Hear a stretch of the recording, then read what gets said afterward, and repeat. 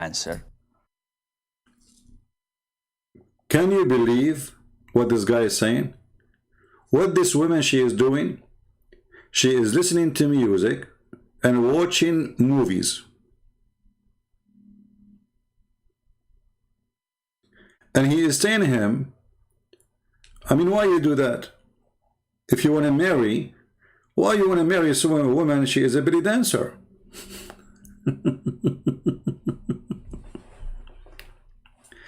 And I assure you that those who grow their beard, they don't only watch belly dancers, they watch porn non-stop.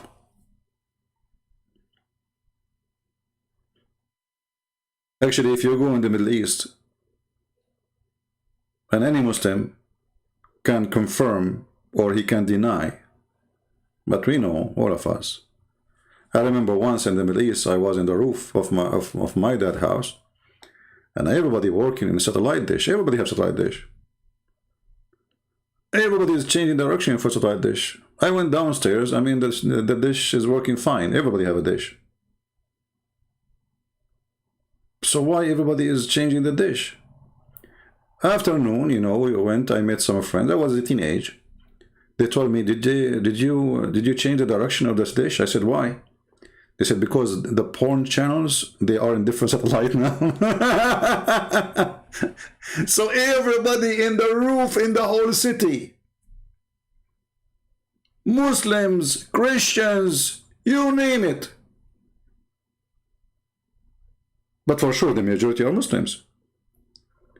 Everybody in the roof is changing the direction of the satellite to watch porn.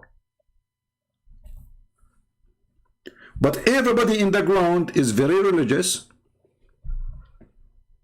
They pray 5 times a day. Women, they wear burqa. But at home, the husband and the wife, they sit watching porn. So now this guy, he have a problem. The whole world have to know about it.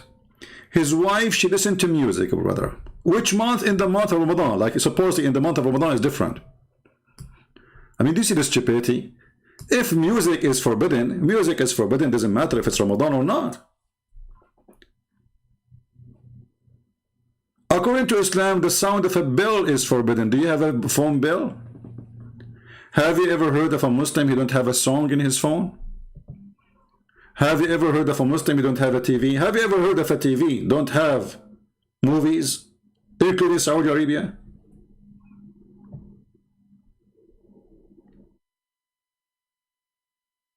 This guy, he lives in Saudi Arabia. How come you don't dare to open your mouth about the new beach is open for the bikini in Saudi Arabia right now? Do you dare? So those people are potatoes, you know, they present something is not even exist. If I go right now to YouTube, you know, when you hear those people speaking about my wife, she is listening to music, you will think that this is a very conservative society. Extremely conservative. In reality, it is the most lousy society ever you can imagine.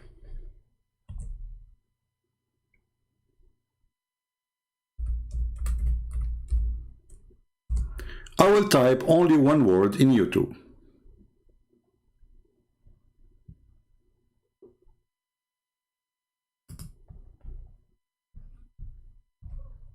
I just type in the search engine only one word. What do you see? If I play the video, you will get disgusted. Look, those two women dancing in the top of each other in a very sexual way. And they are wearing hijab.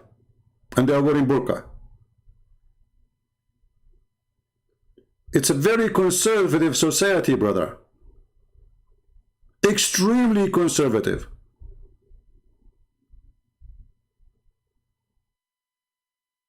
You cannot believe how conservative it is.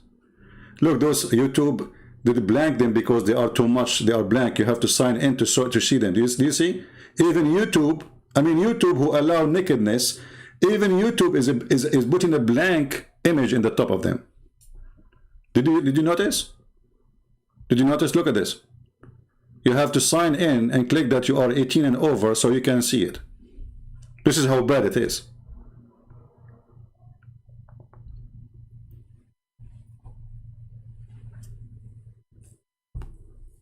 But in their speeches,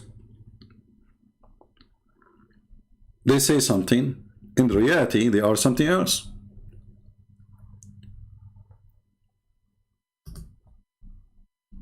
So this wife, she is listening to music.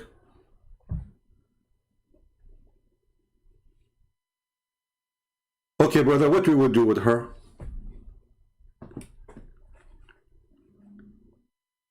Here you see that this guy is not being a man to say what Quran teach, because maybe YouTube will shut him down.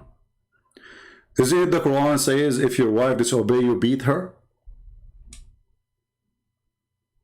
Actually, you know what? Let me search for the same sheikh, the shaky sheikh, to see what he say about beating wives. Maybe we can find a video about it made by him.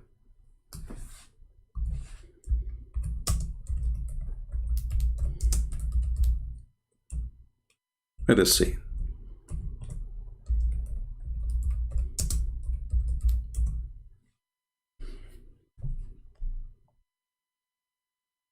We found a video by this guy about it.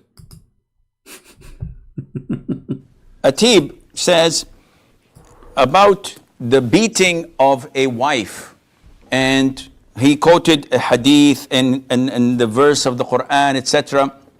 Akhi, the general trend is that Allah ordered men to be kind to their wives. Allah says in the Quran, وَعَاشِرُوهُنَّ بِالْمَعْرُوفِ. You have to live with them in what is normal, what is kind, what is well known to people, to be accepted. What is that? You have a mother, you have a wife, you have a daughter, you have a sister. Here you notice the hypocrisy. I mean, there's a verse in the Quran that says beat them, and now you are saying to me that the Quran says be nice to them? No, you're a liar.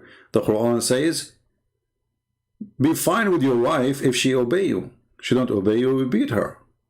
This is the normal. The second she don't, or even you fear that she will not obey you, you beat the hell of her.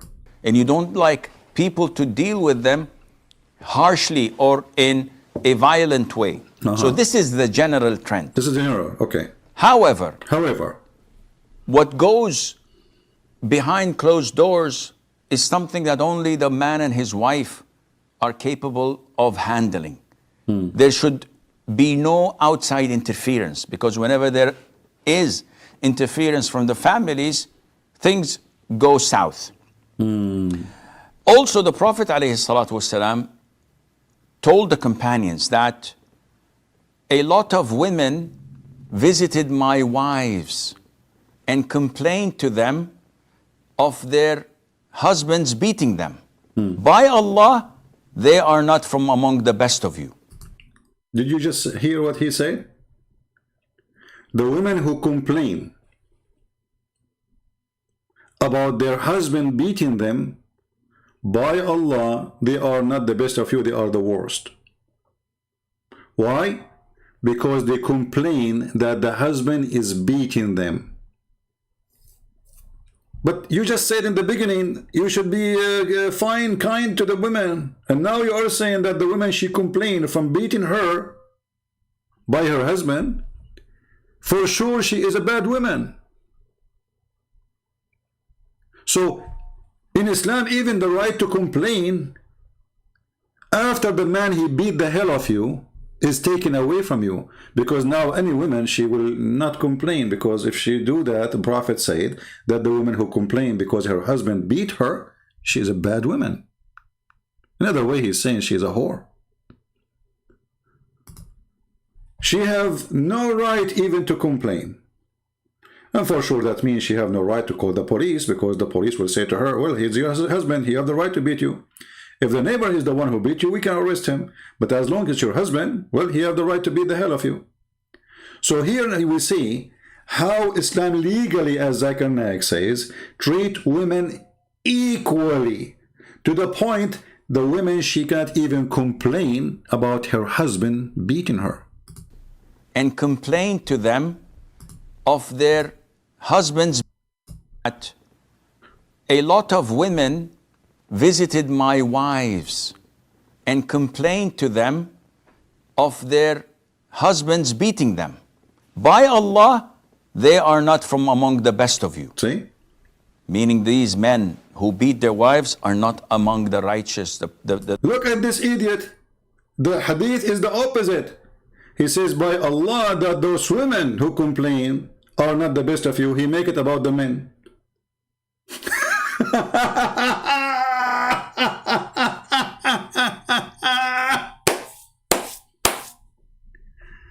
Do you see the coward?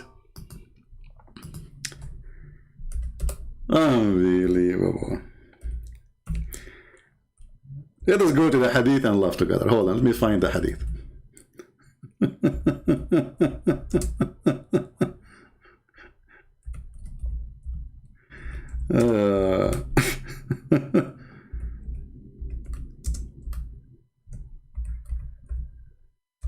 You see, because in Arabic the language is very clear. Actually, this hadith he is quoting, this potato, is the reason for the verse in the Quran to come and to beat women. So how he's saying that if the man he beat his wife, he is the bad? Let us see.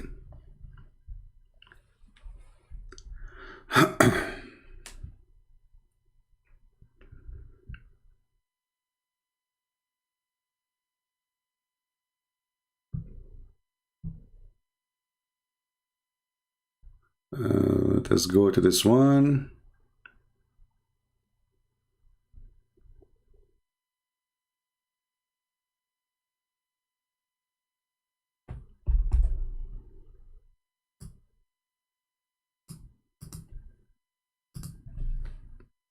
And let us see this hadith.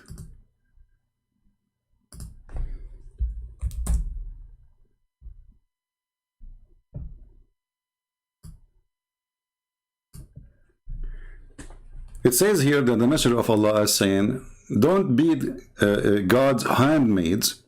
But when Umar came to God Messenger, to Allah Messenger, he said, the women have become blonde toward their husband. So he gave a license to beat them. Then many women went around God Messenger family complaining to their husband. And he said, many women have gone around Muhammad family complaining of their husbands.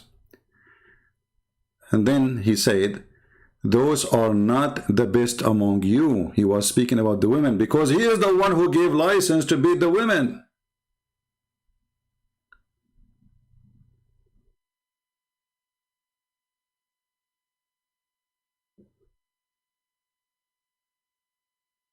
Because what this guy he just said is the opposite from what the license said.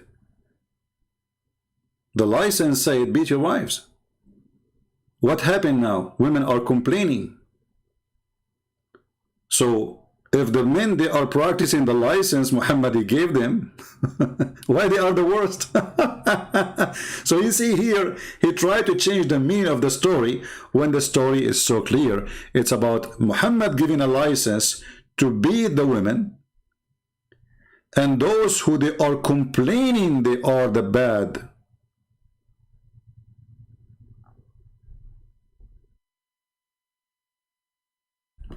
Let me show you here, just to show you how we can make it clear.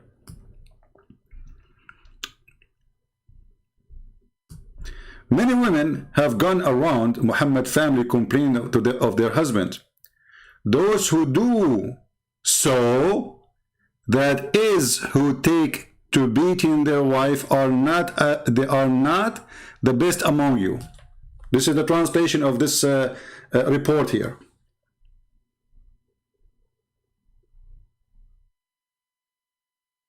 Look what the translation is saying. Those who do so, do what? Complaining. And then here continue, he's saying, those who take to beating their wives are not the best among you, but this is not in Arabic. In Arabic it says, يشكون أزواجهن ليس أولئك بخيركم. Those who complain about their husband, they are not the best of you.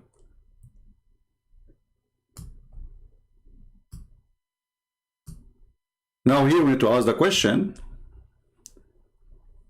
if the man, let us say for the sake of argument, if the man who beat his wife is not the best of you, so why Muhammad gave them the license to beat them then? You see, this is why the translation and the fabrication is amazing, how they try to cover the stupidity of this cult. You just gave them license to beat them. It's like, you know, the government, they gave me a license to carry a gun, and then the government, they says those who carry guns are the worst of you, but you are the one who told me you can carry a gun. So obviously the story is the opposite. Let us hear more from this idiot, so we can see what more he would add. The pious, those who are God-fearing. And this is a strong warning from the Prophet ﷺ. Now, when we judge things, we don't as Muslims refer to the United Nations. We don't refer to the Geneva Convention. We don't refer to man-made laws made by the disbelievers and the kafirs. We refer to the Quran and the Sunnah. So if you go to verse 34, chapter 4, I'm giving you the reference. وَاللَّاتِ تَخَافُونَ نُشُوزَهُنْ, those whom you fear their disobedience, their rebellion. What to do with them, the women? What to do? Then you should advise them. You should give them counseling. You should remind them of Allah, of how bad this is, how sinful it is, and that they are doing something that Allah does not love. فَعِظُوهُنَّ. If this doesn't work, وَهْجُرُوهُنَّ فِي الْمَضَاجِعِ, then you have to abandon them, but this is only regards of intimacy. So you sleep with her on the same bed, but you don't have any intimacy. You don't hug her, you don't kiss her, you don't have any hanky-panky. Yeah, give her a face, hanky-panky. And this goes on like the issue of advising her for a while, not for a day or two, or for a moment or two, maybe for a couple of weeks, 3 weeks of advising, didn't work, then abandon being intimate with her for 3-4 weeks. This doesn't work, then the last and third and final resort is to beat them. So Allah doesn't say bring a baseball bat to beat them up with it. We beat them with what? Ibn Abbas, when who is one of the great interpreters of the Quran, was asked how to beat them, he said, with this. You see this twig? Yeah. If I beat myself with it, I'm not going to be affected. He said. Here you see the deception, you see? The miswak is a long route. This guy is holding little brush for his teeth, and he say, this is how we beat them.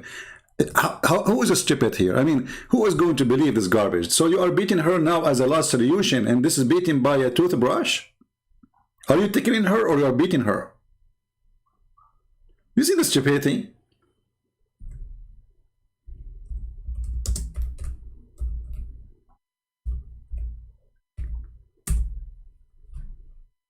Someone saying that the daughter of Bill Gates, she married a Muslim. Well, they are atheists.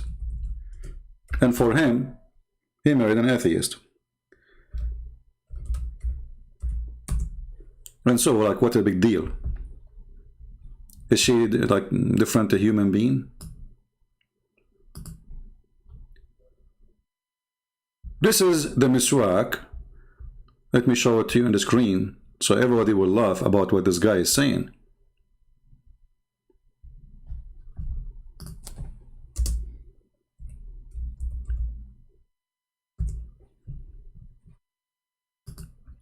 Look what he is talking about. This is what you beat the women with. And this is after they cut it pieces and they make it small. Let us put it in the screen.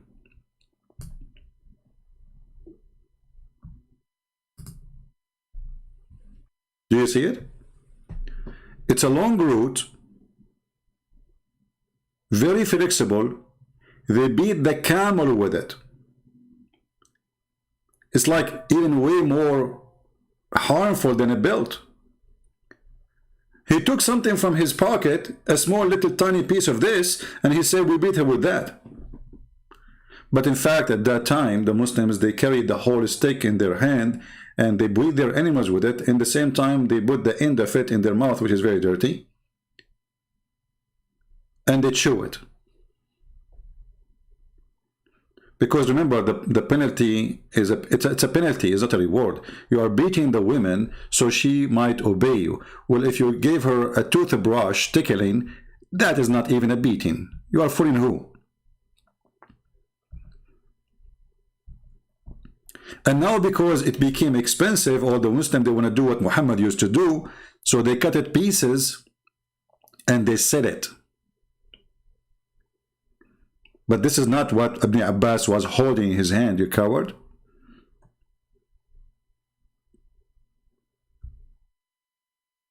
The miswak is a very long root. It's a root. It's not even a branch of a tree. It is a root.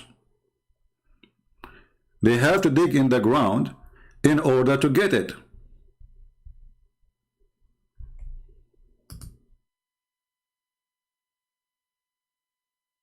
They dig in the ground. And then they get the root, and all of us, we knew how root is flexible, but at the same time it's hard, and you can tell. I mean, you can see the structure of this wood. So they lie and they say, oh, this is not really a big deal. This is what they beat the wife with.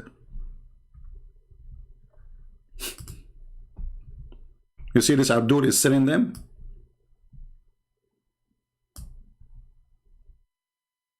You see the stick? This is the stick he took from his pocket.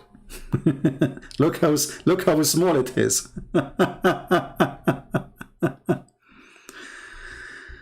I mean, cowardness, lying, deception is the business of Islam. Brother, it is this. You beat her with this. With this, brother. With this.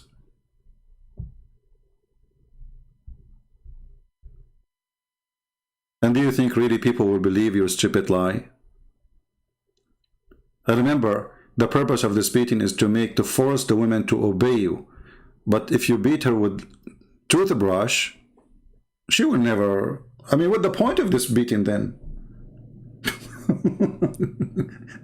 Listen, he said this is the last solution. When you hear the last solution, that means it is something very bad.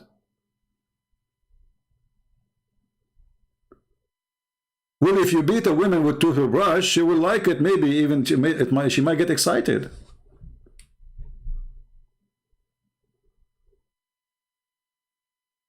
Imagine this Abdul coming to the bedroom of his wife and he have a toothbrush in his hand. To do what? To beat his wife. Look at the branch, how long it is. Do you see it? Do you see how the roots and the branch? And now actually even they are using the branches, not only the roots. Do you see how short it is? While he took something from his pocket and said, we beat her with this.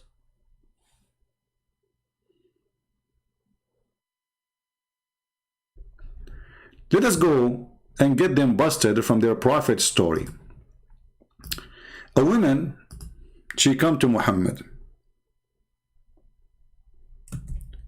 and her husband, he did beat her until her skin became greener than her clothing. The guy, he just said to us, we beat them with the toothstick, and very short thing. Read carefully. Rif'a divorced his wife, whereupon Abdul Rahman ibn etc. blah blah blah, he married her. So this is a woman. She got divorced, and she got divorced 3 times. And according to Islam, if you divorce your wife 3 times, she can't go back to you unless she go and F a new husband. If not marry only. She have to do nikah, not only marry. So this woman, she married another husband, hoping that she will make him divorce her, obviously, by not sleeping with him, so she can't go back to her husband. But look what happened. This guy, he started beating her, And this woman, she was the lady, Aisha, she said, the lady wearing a green veil, and complained to Aisha of her husband and showed her a green spot in her skin caused by beating. So what the Muslim used to use? They use something will cause a green spot on the skin. Is that a toothbrush he took from his pocket? Let us go back to the toothbrush.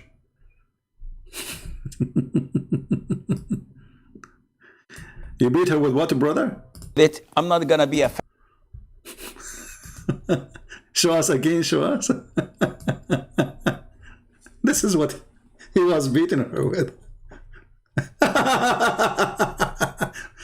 So the greenest spot was caused by this. Let me zoom in so you can see it better. Brother, do you see he beat her with what? I mean, come on.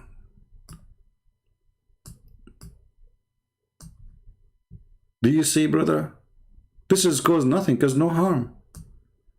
Okay? So how come the husband, he did beat his wife in the time of your prophet, and he made her skin greener than her veil? And not only that, you see, if the guy, he did beat her and he made her skin greener than her veil, and Muhammad, he said to him, shame on you, then he's right. This guy right. But Muhammad, he took the side of the man. He did not even question the man why there is a green spot in her skin. We can read the whole story. So it's caused by beating. Okay, and then it says, it was the habit of ladies to support each other. So when Allah Messenger came, Aisha, she said, I have not seen any women suffering as much as a believing women. So Aisha, she is witnessing that Muslim women they have the most horrible life ever. No women suffer as much as a believing woman. Who is saying that? Not a Christian Prince. So if a Christian Prince says Muslim women, they have the most horrible, miserable life, he's not lying. Because he is just saying what Aisha, she was saying. And Aisha, she is a first-hand witness. And she is almost God for the Muhammadan.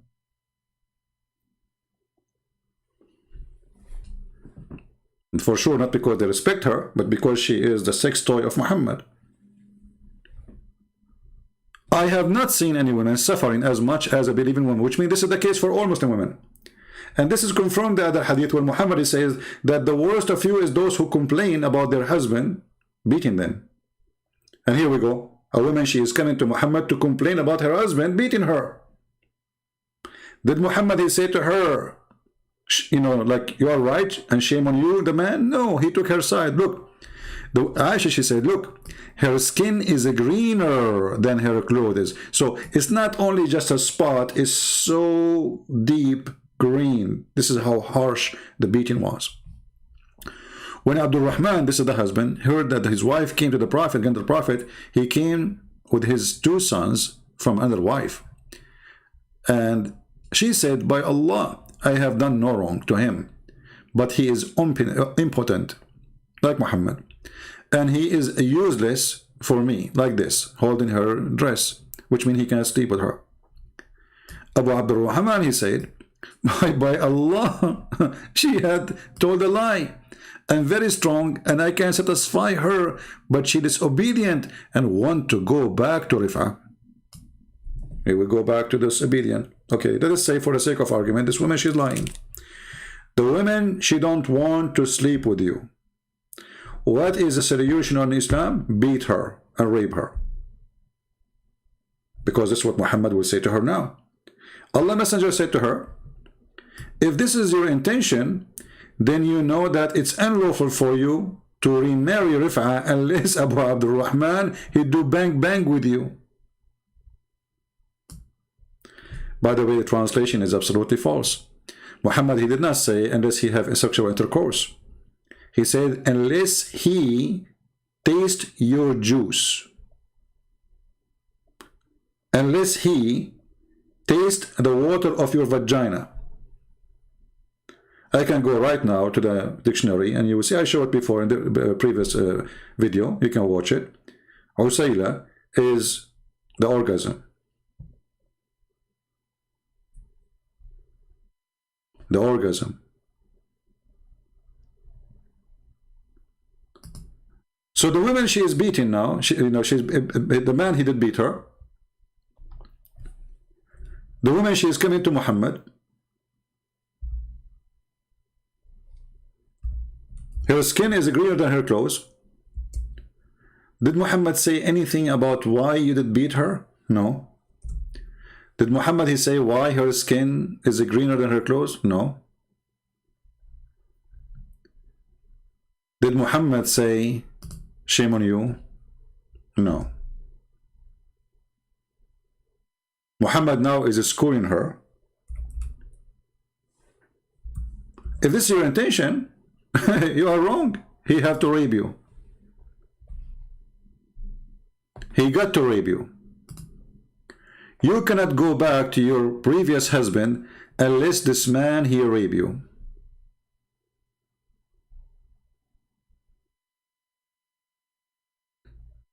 What kind of a justification will be for such a thing? And then he said, the Prophet then he saw the man, they saw the two boys of Abdul Rahman, and asked him, are those your sons? Abdul Rahman he said yes. The Prophet he said, you claim what you claim, speaking to the women, i.e. that he is impotent. By Allah, those boys resemble him as a crow, resemble a crow. But look at this stupidity. Maybe the man now he cannot do it, and obviously the women she don't want him. Secondly, why a woman she wanna go sleep with the man he's beating her? Number three, what is justice? Why you are forcing the women against her will to go and sleep with the women? Obviously he is bad. So here you see Muhammad saying that you beat your wife to force her to go to bed. You beat her until when? You beat her until her skin is greener than your clothes. Muhammad he did not say one word about the man. Why you cause those marks? He didn't say, I said to you, beat her with the toothbrush. What is this? Okay, no problem. You want to sleep with her, and okay, I will speak to her. But why you did beat her until you made her skin greener? Muhammad never complained. He took the side of the man, and he say, if this is your intention to go back to your previous husband, you should know that you cannot do that unless he tastes your orgasm. In different hadith, until you taste his orgasm and he tastes your orgasm. The Muslim they translate that as sexual intercourse. Well, for sure it is sexual intercourse, but why you are changing the words? You see here in the same story, they put it there, taste your sweetness, and you taste his sweetness. But this is false translation too. Taste your orgasm. What sweetness? And why they are putting the word sexual intercourse when Muhammad is speaking about tasting your orgasm, which means you have really to do your job and make him happy in the bed. Do you see it? This is why it's very important when you want to talk about Islam to know Arabic, because their translation is always a fabrication.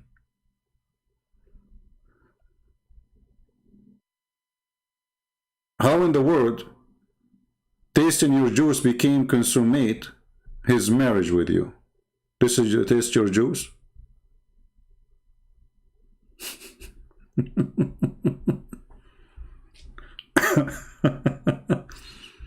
Look here, translation.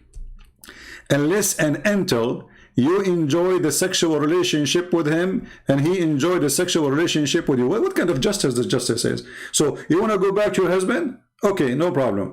Well, you have to F this guy and he have to F you until he enjoy you. And you have to be sure to give him a good orgasm. After he finish, you can go back to the other husband. And this is, by the way, a rule proving again that Muhammad, he abused women in extreme filthy way. Because why, if a man, he divorced his wife 3 times, you punish the women, not the man? And why you allowed divorce to be so easy if you are against it? What about saying that the man who divorced his wife 3 times, somebody have to F him? Not to F the women. Because she is not the one who did it.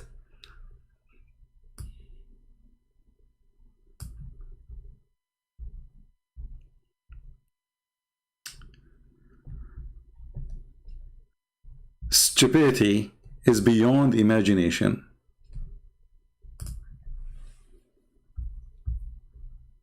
This is chapter 2, verse number 230. It's unlawful for you, if your husband divorced you 3 times, to take you back unless you go and if a new husband. And if you don't if him good, the other husband will beat you until your skin became greener. And this is the only way to go back to your children from the previous husband. Because obviously this woman, she don't care really to go to the husband, but most likely she have a bunch of, boys and girls waiting for her at home. She's forced to marry this guy. And you can tell from the story, most likely maybe, that she is lying. Which means the filthy Muhammad and the filthy God of Muhammad, if he exists, he forced this poor woman, who she is a victim of divorce. She is not the one who divorced the husband.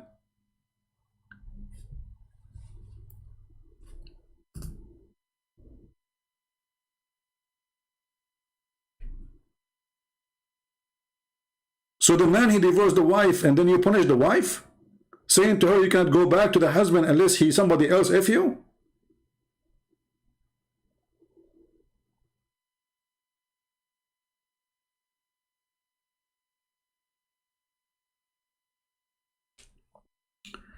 And the Quran go far in the abuse of women.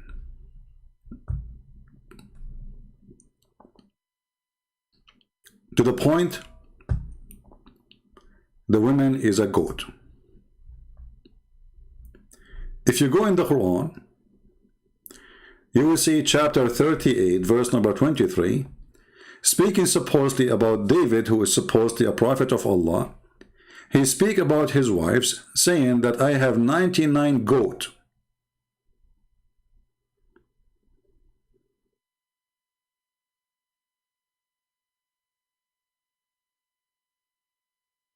Do you see it, Muslims? I have what?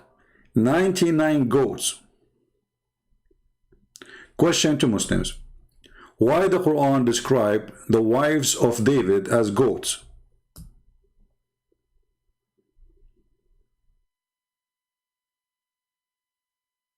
Any Muslim can tell us why? If we go and read the interpretation, the Muslim, they will tell you why those women are called goat. Let's read the interpretation. What happened to this website? Is not working.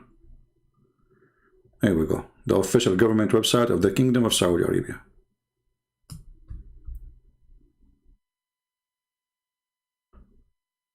Why the women, the wives of David and the women in Islam, they are goat? If I read for you, you will not believe what you will see.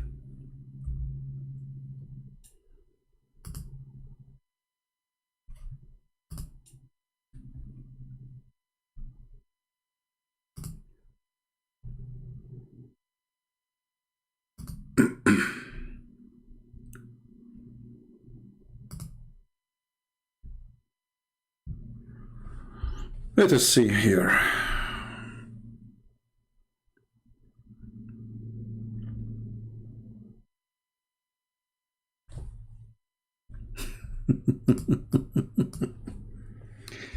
Oh boy. Yeah, there is something wrong in this website. Hold on. Give me a second.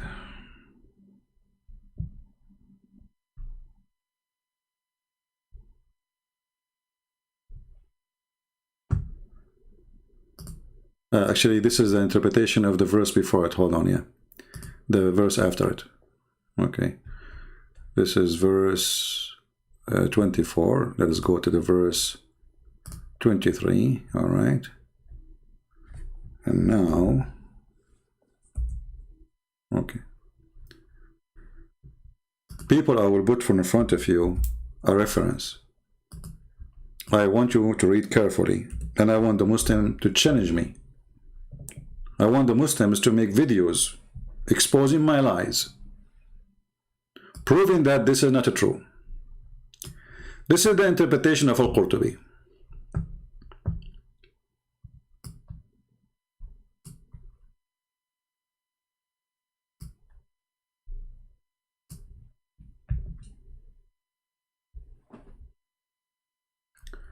He said that the Arab, let's put it on the screen, give me a second. The Arab, they call women goats or sheep. Okay. And here he continue. He says, and she can be called a cow or a female camel, because all of them will ride them.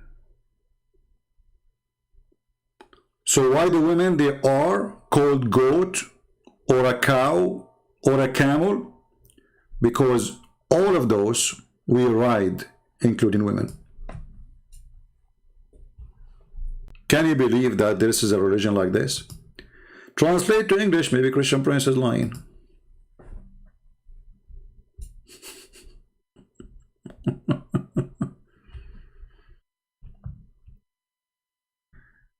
Okay. The Arab, they refer to women as a goat because, this translation is stupid here, because we ride the markub, you know, the same as the camel, the same as the cow. Al-Baqarah, I mean, I don't know, Google is stupid to translate the word Baqarah as the word Baqarah, translate it as cow. So because we ride them, all of them we ride.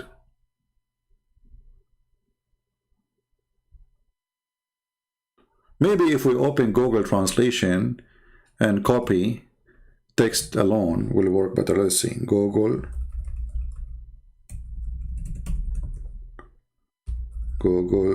Translate.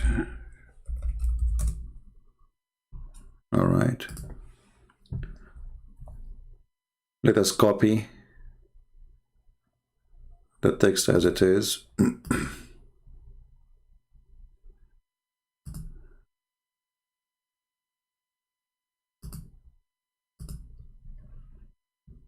All right, we go here.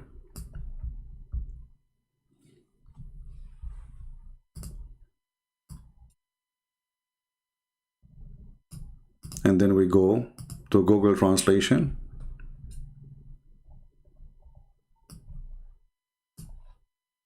Let's zoom in.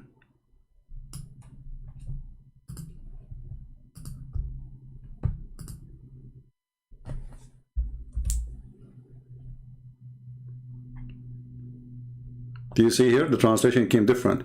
Because all of them, every one of those, we write them. So the women, we can call her a cow. We can call her a female camel. Because each one of those, the cow, the goat, the camel, we ride them. And now let's think about it. Let us say, for the sake of argument, the Arab, they use those terms and they are rude. So why Allah is using them? Secondly, you're stupid. What do you mean, the Arab? This is David. Do you see the stupidity? What do you mean the Arab, they say that? This is David is talking supposedly. Since when David is an Arab?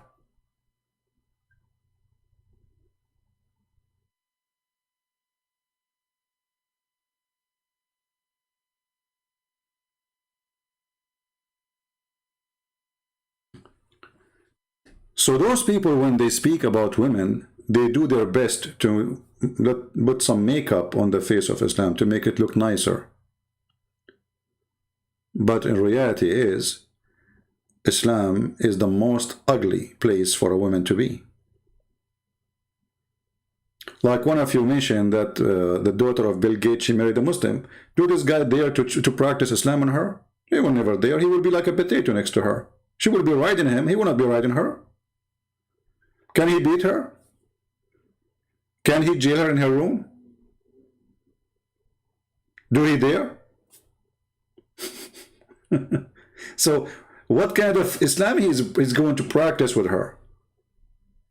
He will not practice Islam. He will not dare to practice Islam. But if she is his wife and live in the Middle East, and she is nobody care for her, he will ride her, he will beat her, he will humiliate her, he will abuse her. I mean, this is his right.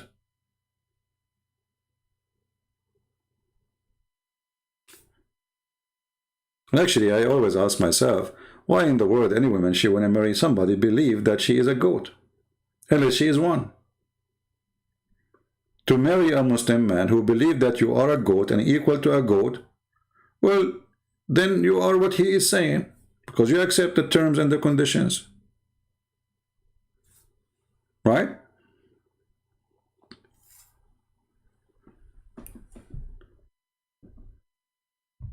Actually, Muhammad, he go way more far in his ugliness against women. Muhammad, he consider every woman is a devil. So when you marry a Muslim, you are marrying somebody believe that you are an image of the devil. Am I making things up? Read it. This is their prophet, and this is a very authentic report, which means Muslims, they have no question if this is true or not. Muhammad, he was sitting outside with his friends. He saw a woman. Look how decent the man. You see, a man, he is married and he have tons of wives and tons of sex slaves. A woman walk by, he gets so horny, he leave his friends to go F his wife. And his wife, she is tanning leather. In case you do not know how hard this job is, you know, you have to boil water, add color, put the leather, blah, blah, blah, blah. It's a lot of work. And Muhammad is just drinking his tea outside or whatever drinking. He's drinking ginger. He promised the Muslim in heaven you have a ginger with the wine, which is very weird. So, just because the Arab, this is what they use for drinking, Muhammad, he promised them, he said, don't worry, you will have it in heaven too. So he saw a woman walking by. He came to his wife, Zainab, and she was tanning leather, and he had sexual intercourse with her. Then he went to his companion. Look at this filthy. He just went there just to do boom boom. He's like a mule. And then he said to his companion, who he left them, because now he given one excuse why he left. Well, the guy, his penis is in trouble. He's decent man. He's keep looking at the women in a sexual way, obviously, because why, if a woman, she walk by, you get horny, unless you are looking and thinking about her in a sexual way. Correct? I mean, all of us, we go on the street. Do we get horny just because we see a woman in the street? Are we animals? Are we horses? Are we donkeys? We're human. The woman, she did not do anything. She is not wearing bikini. This is a Muslim woman walking by, and she is wearing a burqa. And now Muhammad, he keep looking most likely at her ass, and her ass is like the antenna of sex for him. So he got horny, he go to his wife. And then he said, after he came back, the woman advances and retires in the shape of a devil. But the woman, she did nothing. But look what he said. The woman, she advances and she retire So it doesn't matter what you do if you are a female. Just walk by, you are the devil. You go back home, you are the devil. You come from home, you are the devil.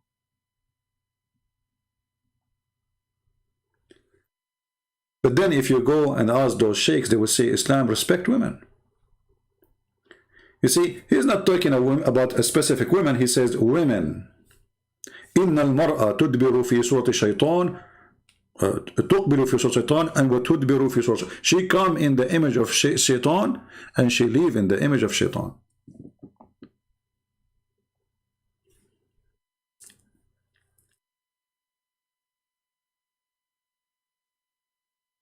So why in the world any woman she wouldn't marry a Muslim? And by the way, if you are a Christian woman, you can't marry a Muslim.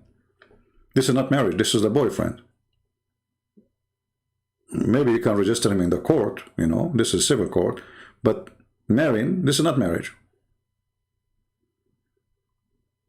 You see, the word marriage is a religious word, and religious word have to be practiced between people who believe in the same belief. So, in order for me to marry a woman, and I claim to be Christian, I have to marry a woman, she is a Christian. Otherwise, this is not marriage.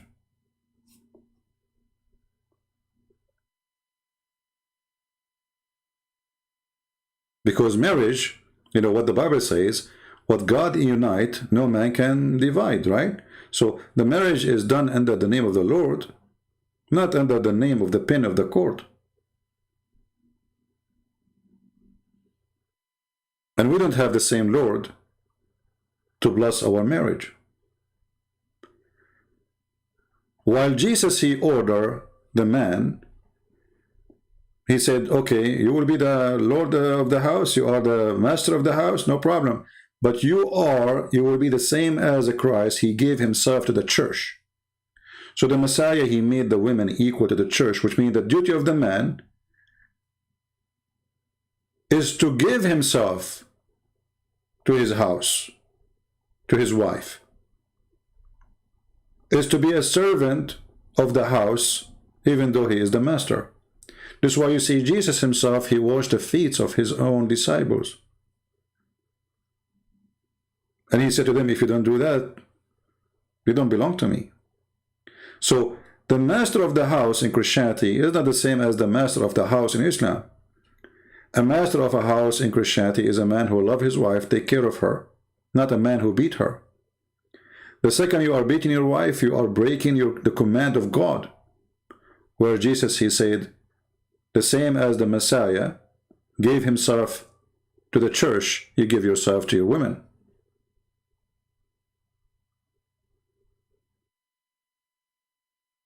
And we know how extreme that is. This is extreme love to the point you go to the cross. You die in the cross for the sake of somebody you love.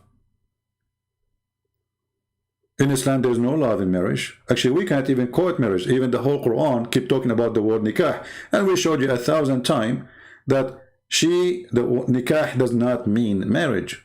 Even the Muslim, they say, oh, no, it is. Actually, there's Abdul, he made a video before saying, I will show you the word nikah in the Arabic Bible. And then they show a page of a translation. I check it in the website, it doesn't show that, but maybe in the original translation it says that. But it's a translation. It's not even done by an Arab Christian. It's done by somebody from Germany who's supposed to speak Arabic. He uses Islamic terms that we don't use such a filthy word.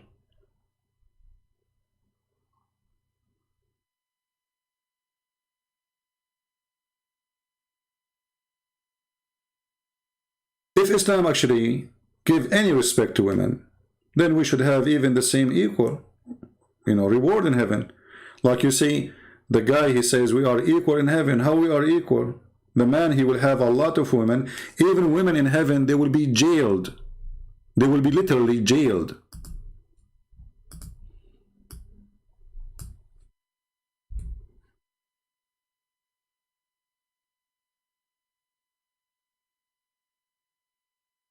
Let us see what the Quran is saying.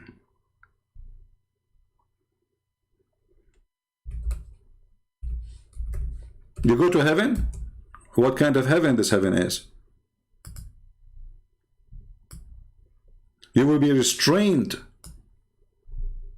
in your tent Do you see it? This is chapter 55, verse number 72. And no man can see you, and nobody can see you. You will spend your eternity naked in a bedroom. And not only that, the husband, if he is a bad person, he will have 70, 70, 70, 70, 70, which means he have 70 virgins or 72. Each one of them, she have 72 maids. Every maid have 72, they call it like wasifa or helper. And the 72, they have another 72. So if we calculate the numbers, you end like with 5,000 something women. And then Muhammad, he says, with each woman, you will have, just the orgasm will be 70 years. I mean, you can tell the guy he's stuck with the number 70. So if a man, he was going to have, let us say, the first 72, they will have 72 made. And then the other 72 made, they are going to have another 72. Actually, we end with what? We end with 300. No, hold on. One more 72. 26,873 women for a bad Muslim. 72 x 72 x 72 x 72. So you will have 26 millions, almost 27 millions. Then if everyone, this is not the whole sex, just the orgasm, is going to be 70 years, so x 70. You have 1,881 years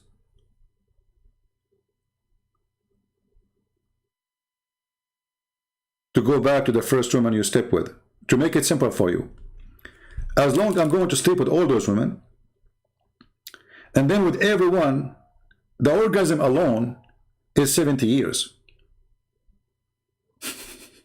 Are you getting my point? So those women, which I'm going to sleep with them, if I sleep with the women today, let's say women number one, in order to sleep with her again, I have to come, she will have her turn back after I have 1,881 years of orgasm. This is just the orgasm alone.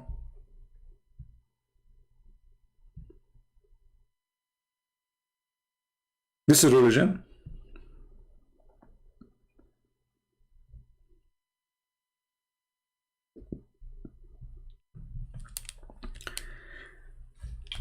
And not to forget to mention, Muhammad, he claimed that the most people who will go to hell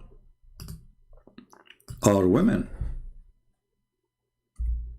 The majority of hellfire is not men, they are women. So Muhammad, he came to the women, he saw a group of women, and he said to them, give me money, give me your ears, give me your jewelries. Why? He said, I saw the majority of you are going to be in hellfire.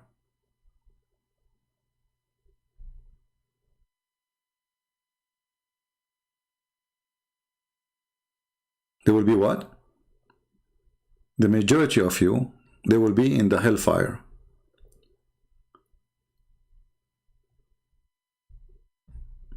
Okay, how we can fix that?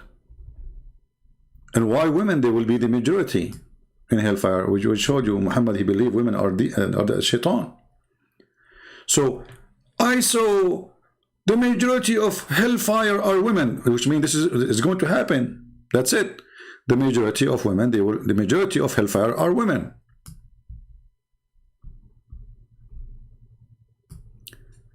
Okay, how we can go to heaven, Prophet? Well, give me your jewelries. Read carefully. Give it charity. Give it charity. For most of you are the fuel of hell. A lowly woman with dark cheek said, oh, why, Messenger of Allah? He said, you complain a lot. A great deal of complaint. You are ungrateful to your husband. Then they started taking off their necklace, earring, rings, throwing them into Bilal garment. Do you see it? Okay, let us say those women are bad. They will go to hell. So now if I give you my ring, I will go to heaven? Do you see the scam? This is what they do. All the scammers, they do. Like even there is some people, they claim to be Christian churches. You see in TV, those scammers. They say to you, call us right now, receive the blessing of God, make a donation. Like, hold on. Okay, wait. I mean, he received the blessing of God for doing good, no problem. For helping poor, no problem. But what this is like excitement about, like, if we give it to you, we receive the blessing of God. And okay, now we receive the blessing of God because we gave donation. Are we going to go to heaven now? In Christianity, you cannot bribe God. Giving donation to Christian friends doesn't make you go into heaven.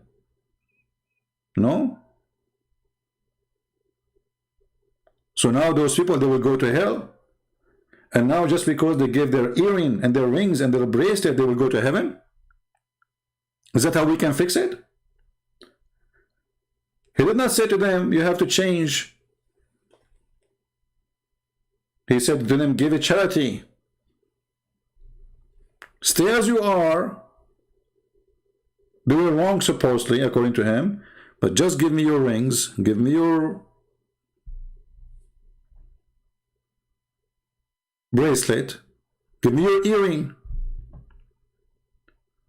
And those women, they got scared, they got terrified. Okay, this is the prophet of Allah is saying to us, you will go to hell. So what we do? He said, give it charity.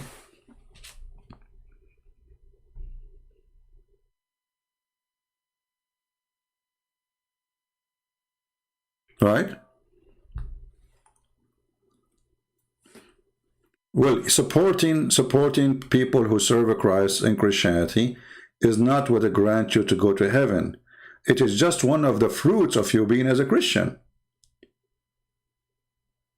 You see, in Christianity with Christ, you know, like there's an argument, you know, between two churches. One, they say we are saved because we have to do good deeds. The other one says no, it's just by the grace. But actually both of them, they are right, because you have no grace if you don't have a fruit, and if you have no fruit, you have no grace. To make it simple, Jesus said that from their fruit you shall know them. So Jesus, he will not take you to heaven because you made a donation. But he will not take you to heaven if you don't, because obviously you are fake. Do you understand what I'm saying? So a person who claimed to be Christian and he sees somebody dying in front of his house in the cold, he don't want to help this homeless. He's no Christian. But Jesus, he did not say this is the only way to go to heaven. But he says, I was hungry and you feed me. I was with no clothes and you clothed me. I was thirsty, you gave me water. I was hungry, you did. So I was a prisoner, you came to me, you visited me.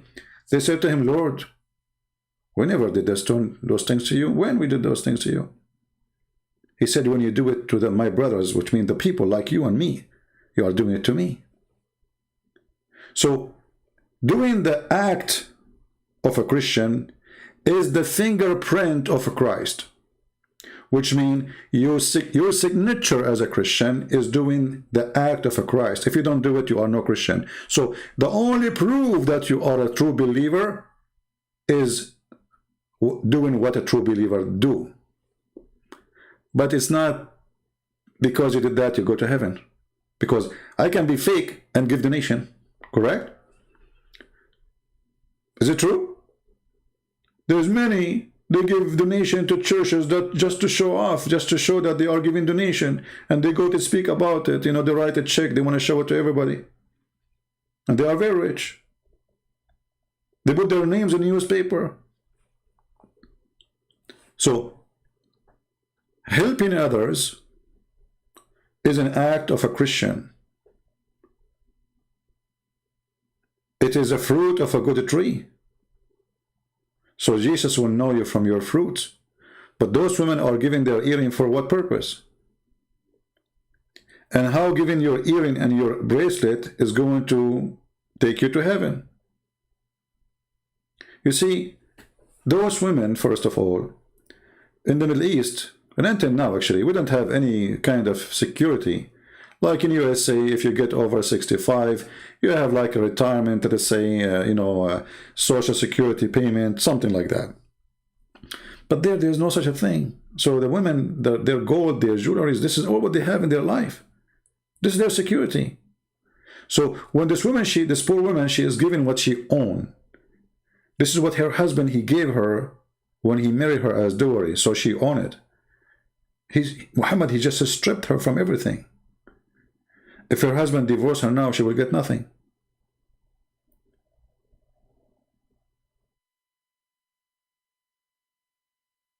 So why he's asking them to pay? And how in the world he saw that most of people of hellfire are women. So is that will change now? Do you see how the liar, how it worked? If you saw already, it was a fake vision or a true vision. The Muslim, they will say to you, Muhammad, don't lie. Okay, so if he saw them in the majority of women, they will go to hell. Well, that means nothing will change. Secondly, don't the Muslim, they say that this is destiny? Do you remember? We played for you the videos about destiny.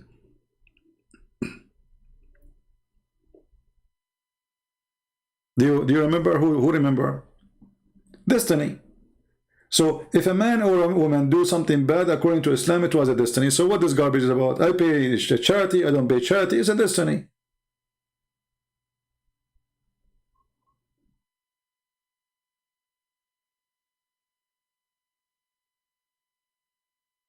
Everything in Islam is a destiny. If a man have sex with a woman, is that a choice he do? Or he does? No. It's a destiny.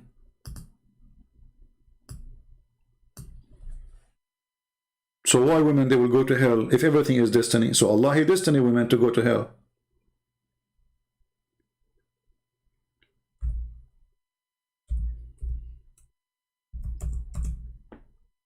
Read carefully.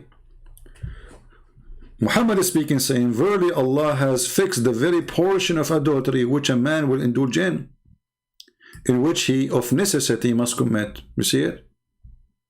Allah, He fixed the very portion of adultery which a man will indulge in. Okay, hold on. He just said that the man will indulge in. So why Muhammad did not say most of people of hellfire are men? You see, men usually is the one who kill. Men usually is the one who do women abuse, child abuse, sexual abuse, rape, child molestation like Muhammad. So if you think about it, if it's about justice, the one who should be the majority of hellfire, it should be men, not women. Women usually, not always, they are the most kind, the most peaceful, not always. The most, let us say, most of women crimes cannot go and reach, usually, I'm talking about usually, the standard. Like if we go and see how many male in jail and how many female, we will find that the number of male are way, way higher. Especially to violent crimes. How many women we saw them, they are doing child molestation. Compare them to men, we will find there's no compare. So why the majority of people of hellfire, they will be women? And as long Allah is the one who fixed our destiny of adultery, and you know, adultery does not happen just by a male alone, right? So when Allah, He made a destiny for the man, obviously He made a destiny for the women too. Because the man, he will not have sex with himself. There's a woman, she called the Islamic scholar, asking about, she said that she is getting older. She became like 30 years old, and this is in the Middle East. This is old age. You know, if you are 30, you are at risk that nobody will marry you. They like to marry, you know, very young. So she said, I'm afraid that I'm not going to get married. He said to her, my daughter, my sister, Don't worry. The Prophet, he says, it's written on every vagina the name of the one who will if her.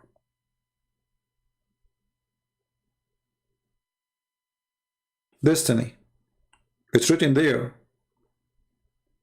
Maybe now that woman, she took her phone, she started taking pictures of her vagina to see if the name of the guy who will if her is written there. Maktubun ala kullu farjin ismu nakihi. It's written on every vagina the name who will if it. And here we ask ourselves, if a woman, she is a prostitute, she will have yellow pages there.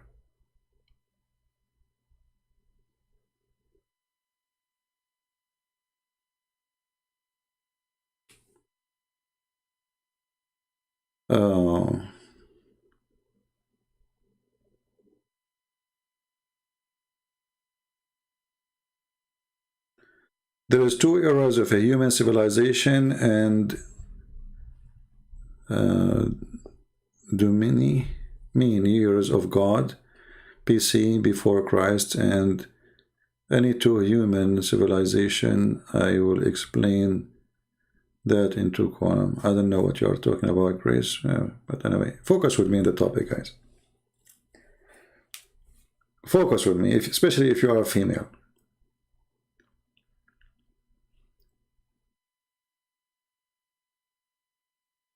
So when they say what they say, lying to us about women in Islam, this is absolutely a lie. How many? Okay, you are a female. Muhammad, he said, describe you, that you are the devil. You come as a devil, you leave as a devil. Even Muhammad, he described that the most evil person in the world is a female. And her name is Eve. And all women, they are like Eve. Read it. Muhammad said, if not Eve, there's no woman will betray her husband.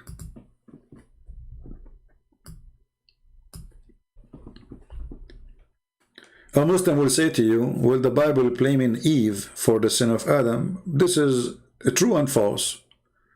The Bible blamed both for the sin. This is why God, he punished them both. Same time, Adam, let us say Adam, he listened to Eve. Why he listened to Eve? And Eve, she was deceived by the devil. And he was deceived by the devil too. Through who, doesn't matter. So, Muhammad, he made it clear. He did not blame anything Adam did except on Eve. In the same time, if we go on just to show you the contradiction of this mentally ill man, Muhammad, he claimed that Adam committed no sin, it was destiny too.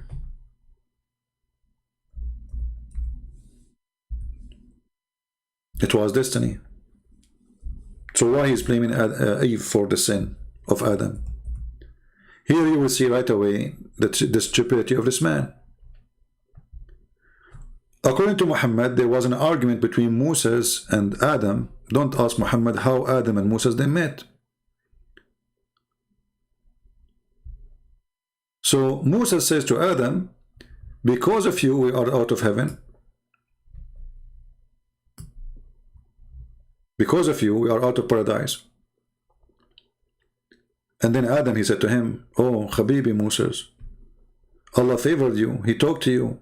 He even wrote for you the Torah by his hand. Do you blame me for an action which Allah written in my fate 40 years before my creation? Okay, hold on. So, and Muhammad, he agreed with Adam. This is why Muhammad, he says, so Adam confuted Moses 3 times. He repeat that, confuted, which means he refuted him. So Muhammad, he believed that Adam, he did not commit any wrong, except the plan of Allah, which is written for him to do. And he had no choice, it's a destiny. And even Allah, he wrote this plan to Adam to commit sin 40 years before he created him. Okay. And Muhammad agreed that we can't blame Adam for the sin. So why he is blaming Eve for the sin of Adam? This is stupidity. Because If I cannot blame Adam for a plan Allah wrote for Adam 40 years before he created him, that means Allah, he wrote that Eve, she will do mislead Adam too. Correct? So why he is blaming Eve?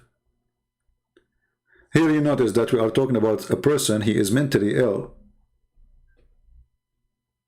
This man, he hates women, and at the same time he want to have as many as he can. To the point, even when he want to sleep with the wife of the Pharaoh, the sister of Moses, the mother of Jesus. Any famous woman, Muhammad want to sleep with her. Allah, he promised him to be in his bed.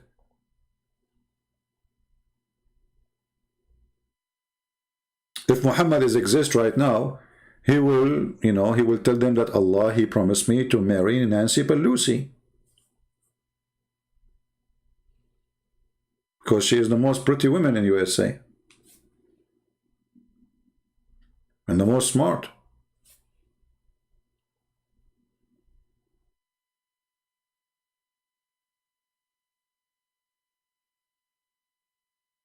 Do we have any Muslim have anything to say? No, actually, if we want to prove that Muhammad is mentally ill, it's very easy. I mean, you see, Muhammad, he made it clear that he is mentally ill. Well, Muhammad, he said, and Aisha, she said that Muhammad, he imagined himself having sex. In fact, he did not. That's a clear sign of illness, mental illness. The Arab, they, when somebody, they can't explain why he is doing that, they say he was bewitched. But we know that this is not bewitched. What bewitched? I mean, what does that mean? The guy, he imagined himself having sex, but in fact he did not? So how far his illusion is? Muhammad, like, as an example, he, when he received revelation, he make a sound like a camel. Okay, why you are making a sound like a camel? What is the real reason behind that?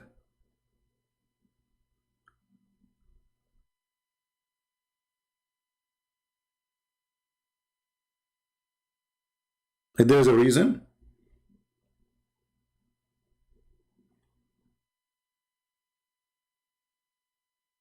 If there is a reason that Muhammad, he, he made those noises, he heard the sound of a bell, I mean, all the crazy stuff he do.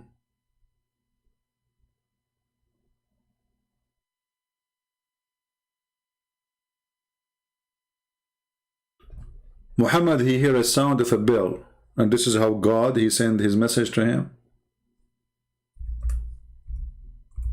Muhammad, he sweat so much when he received revelation. Why? He's in the jacuzzi. Muhammad, he said that angels, they will never accompany a person. He have a sound of a bell with him, or a bell with him, or a dog. Then later we find that Muhammad received his Quran in the sound of a bell. Muhammad, he said the bell is the musical instrument of shaitan. Okay, if the bell is the musical instrument of shaitan, then how Muhammad receive Quran, which is the musical instrument of Allah, as a sound of a bell? Do you see the stupidity?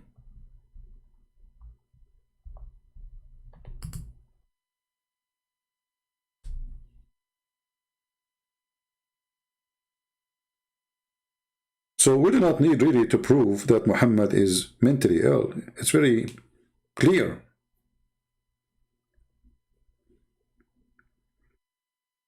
Actually, in the book of Ahmed ibn Hanbal, he said that the Prophet, he made a sound like a camel when he received revelation. This is a person is suffering from epilepsy. He makes sounds, he make growling, he make noise. He is unaware of what he is doing.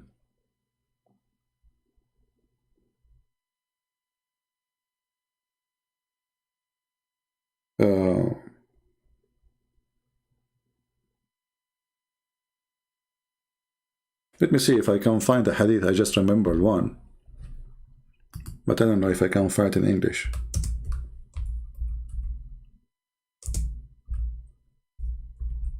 Let us try. Here we go. Ubaid, he said that when the inspiration, what's funny, the Muslim translate this is the wahi, but all of us, we knew that Muhammad, he received not inspiration, he received delivery from an angel. So how do you call it inspiration? You see, an inspiration, if something come to your head, in your mind, not a guy, he come and he squeeze you physically, but let us go with it. So when the inspiration come, descend upon Allah Messenger, he felt burden on that account, and the color of his face underwent a change.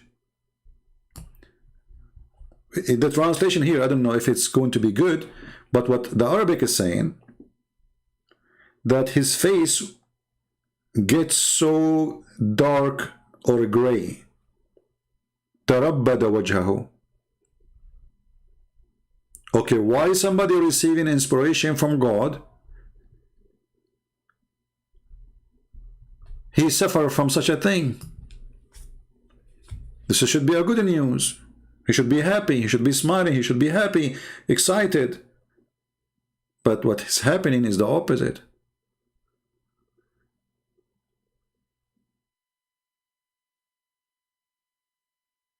His face looks so sad. A diaper, he is saying, a diaper, if you want me to talk to you, you need to change your name. Don't make me block you. Change your name. I don't want to call you diaper. I mean, how stupid you are even to consider your question. Go change your name and come back, and I will answer you for now. But this is the last time you come here with the word diaper. I mean, how stupid are you even to call yourself diaper service? Now you said, why your God Jesus get tempted by the devil? This is stupid of you, because this is the devil tempting Jesus, which means trying. But did Jesus obey him? Did Jesus commit sin? You just give us a verses from the Bible saying that Jesus is God, because according to your prophet, كل ابن آدم الخطاء, every son of an Adam is a sinner. Jesus is not. Why? Because he is not the son of Adam. And if you go to Matthew, the verses you are posting for us, you will see that devil, he tried everything. He said to him, if you are the son of God, throw yourself. Did Jesus throw himself? So, false statement from a silly low IQ people. This is why I see the argument of Muslims is very like there's a guy, he posted in the comment section, I don't like to debate, but I want to go on to show you the truth. And he said, David was tempted by God. You stupid idiot. Go and read the verse, people will laugh at you. David was tempted by Allah in the Quran. وَفَتَنَّا. Let's go there. Didn't know the religion. What is funny about the Muslims, suddenly they became expert in the Bible, but none of them even know how to read 2 words in his Quran.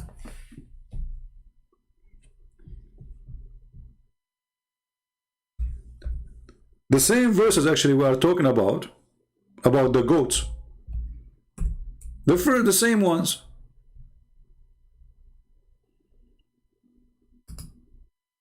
Read with me, Allah. So he said, my brother, he have 99 goats, which mean wives. And then here it says,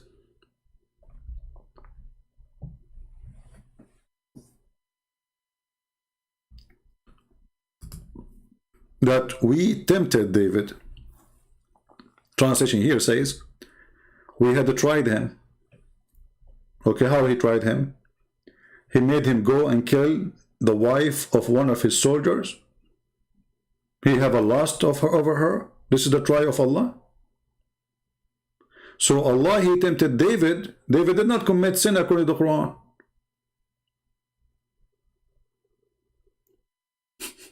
Do you see it?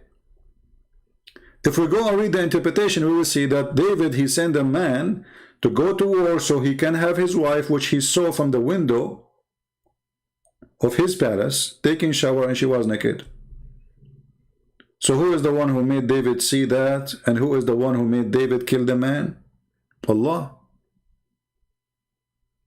And remember, we just showed you Muhammad saying that adultery is something a man he have to do, not he choose to do, because it's a destiny.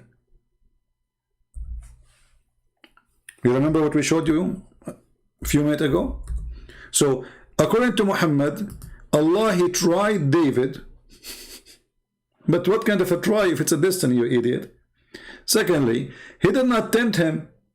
Even the word temptation is stupid, because it's a fixed very portion of adultery which a man he will indulge in. So he have no choice.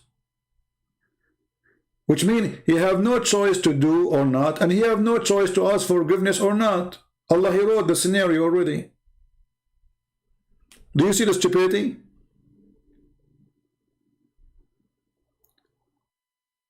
So Allah, he made David do adultery. Okay, Allah, he made David kill the man, according to the Quran, the husband of the wife. Okay, and then Allah made David ask for repent.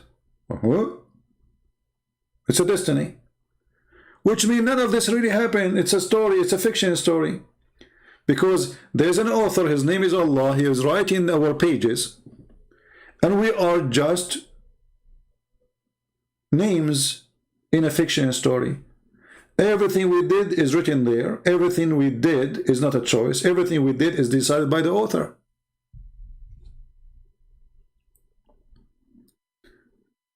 Do you remember when Mufti Menk, he said, Allah, he know what we will do and what we will do not?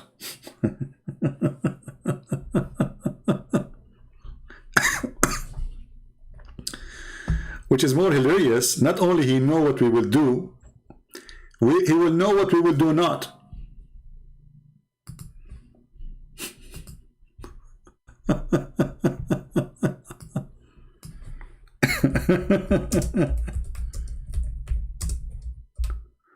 Let me see if I can find the video. Hold on.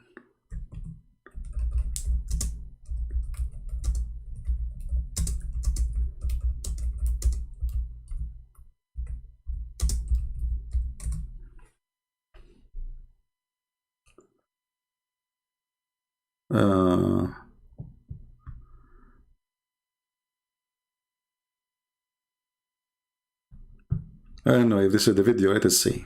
Let me try.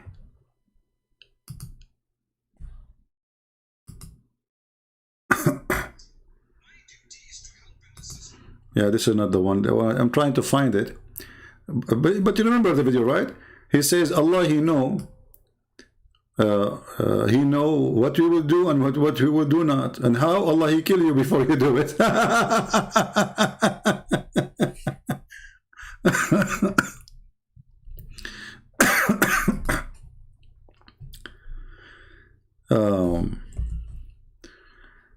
Let me see if I can find the video.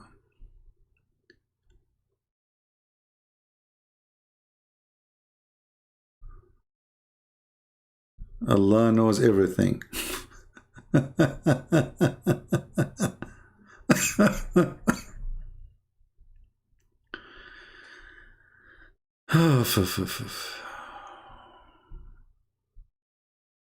Anyone remember what was the name of the video I played before about Allah, he knows what we would do and we would do not?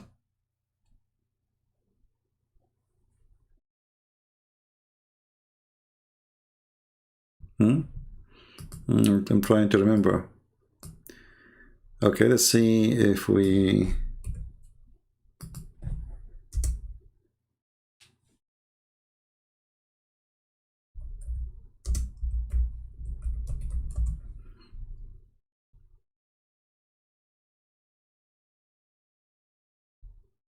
Yeah, it might not be easy to find.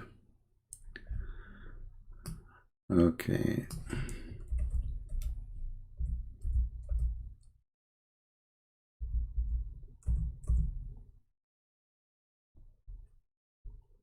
Maybe this one. It is. Okay, I found a different one, but this one will do. This one is not bad. It's not bad.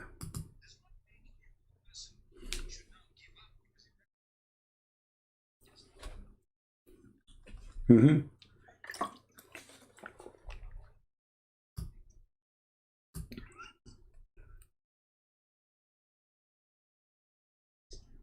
Uh-huh.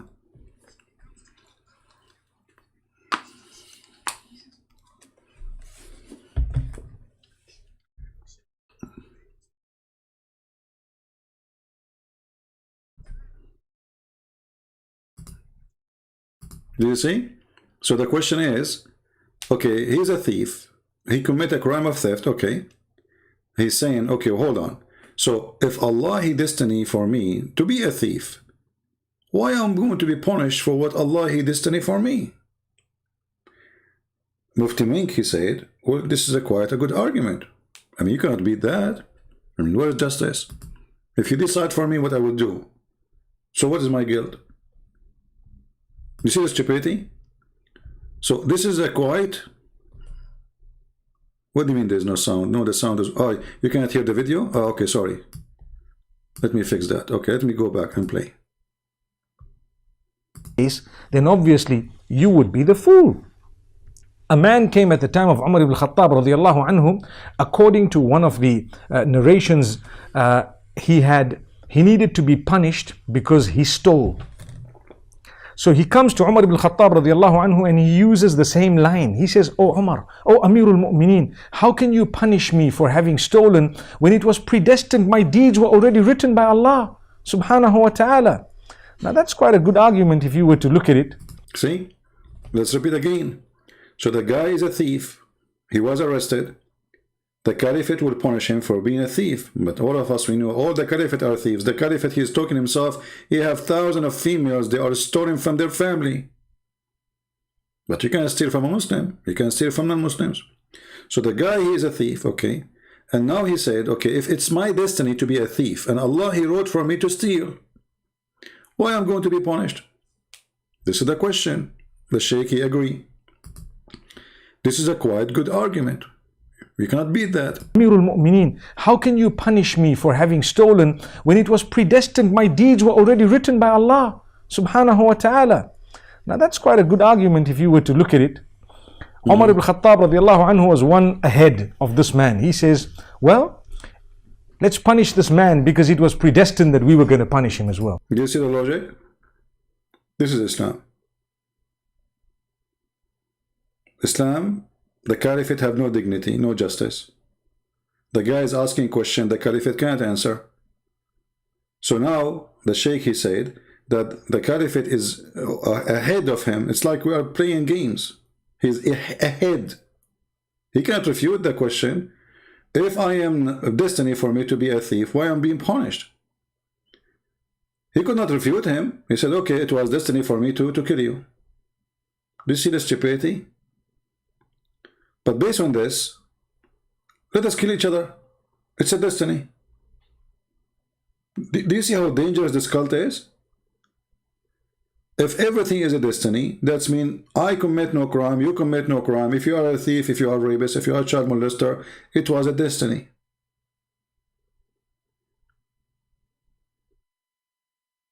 This is why we say Islam is not only extremely the most extreme stupid cult, it is the most extreme dangerous cult. Because now, if I'm a Muslim, I believe whatever I do wrong to you, it was destiny and what I can do about it.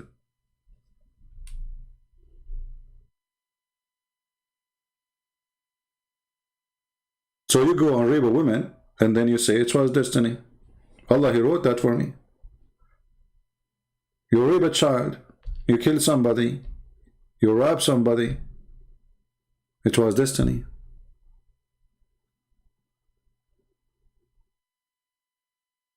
My friend, you cannot call me right now because I am not in Skype. And why you insist to call me now? I mean, who are you? Are you Mufti Menk? Why you want to call me? Where the hell I do call you?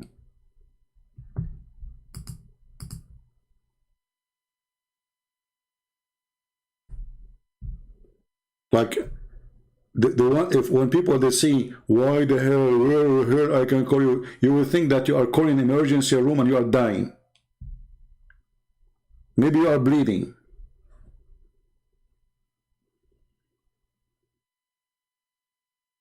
When we open Skype for 10 hours, nobody call. When we are not in Skype, they say, well, I can call you. You cannot call me now. It is 12:17 a.m. in the morning. I'm not going to scream. Because all those who call me are stupid usually. If you don't believe me, just watch the video yesterday. And you know the funny thing about Muhammadan, like, you know, this guy, ultimate fault, honestly, I feel sorry for him. I hang up on him because he's, I don't know, I don't want to be a bully. But look what he did to himself. He keep chasing me, he want to bully me. And he don't understand that I am being merciful to him when I hung up on him. But yesterday I said, you know, it's time to give him a good spank we'll remember for the coming century. I mean, and you know, I have to hold my patient really, because speaking to such a person is pain, you know, because I hate stupidity. Honestly, the most thing I hate is stupidity. You see, I don't go really out with people because I hate stupidity of people. I mean, you go when people are talking about stupid things, I don't like it. But yesterday I said to myself, I have to hold myself from hanging on him. I'm trying, you know. So I went with him easy, and he called me names, and he wanna call, saying, I'm your daddy, blah blah blah, all the insult. And he kept digging for himself, kept digging until the hole became higher than his head. And then I buried him alive. And trust me, is he going to stop calling me? No, now he will go more crazy. Because now he wanna get back his honor, which is shattered in the floor. You know, when you speak to those Abdul, the one who call you, if they ever call you, it's like the Abdul coming to the casino. You cannot win against the casino. You always will lose. So he play, he gamble, he lose, he come back hoping that he will get back what he lost. He lose more, he get more upset, he come back. So they will keep doing that until they go bankruptcy. This is why the smart Abdul, they don't call me, because they knew what would happen. You see, all those Abdul who say, we debate him only face to face, because they knew exactly that they will lose horribly.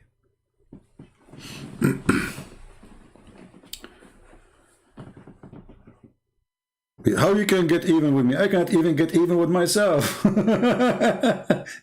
You know, since I was a kid, I'll tell you a story. Once I have a kid. I mean, I was a kid too in school. So, you know, the school, they want to take us like to a trip, like a journey, you know, like, I mean, in a school trip. This guy, he said to me, can you speak to my dad? He, you know, he listened to you. So he can allow me to go. I said, okay, I will talk to him next time I go there. So I spoke to his father. You know, it took me 5 minutes. I convinced him that, you know, let him go with us. There's no problem with that. And I assure you he will be fine. Everything will be good.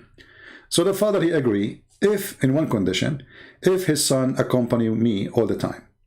So I went outside. I told his son, your father, he agreed, but there is a condition. He said, what?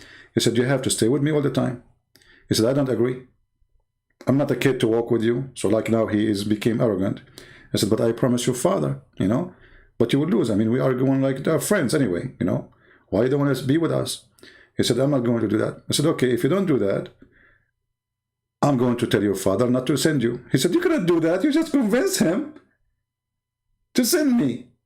Aren't you going to be shy to go there and to tell him, like, how you can even make him change his mind? I mean, you just step the door. Talking to him to make me go. I said, trust me, I can do it in 2 seconds. He said, okay, I challenge you. So I went there. I knocked at the door. His father opened. I said, hey, I just remember that your son, he have exam next, let us say, Wednesday. And it's true. I just remember, you know, I was thinking how I'm going to do it. So it took me 2 seconds to convince him. It took me 2 seconds to convince him against what I convinced him. Don't try me. Never. I can take you to the ocean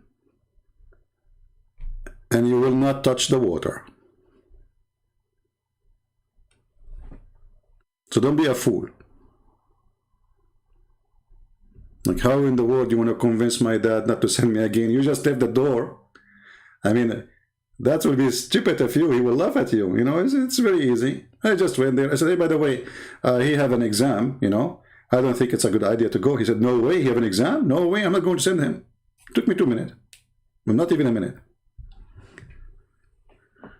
So when you are debating, there's many things you have to be, let us say, occupied with. First of all, knowledge. Secondly, God will provide you with wisdom. God will provide you with wisdom. God, He will make you speak. God will lead you to win the fight because you're not fighting for your own. So when we are debating with Muslims, on their side there's the devil, in our side there's the Lord. Knowledge, courage, wisdom, and we are in the side of the true God. So how you can lose? Now, not everybody is good for debate, because debate is, let us say, it's a gift, as many things. Like there's somebody have a gift of a nice voice. Somebody have a gift of good in mathematics. It's a gift. So not everybody goes and says, I want to debate Muslim, he can debate Muslims. You have to have a gift. Do we have any Muslim have anything to say?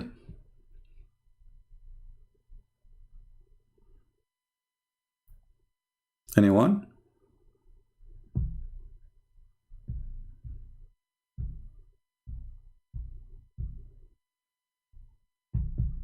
Any Abdul have any comment?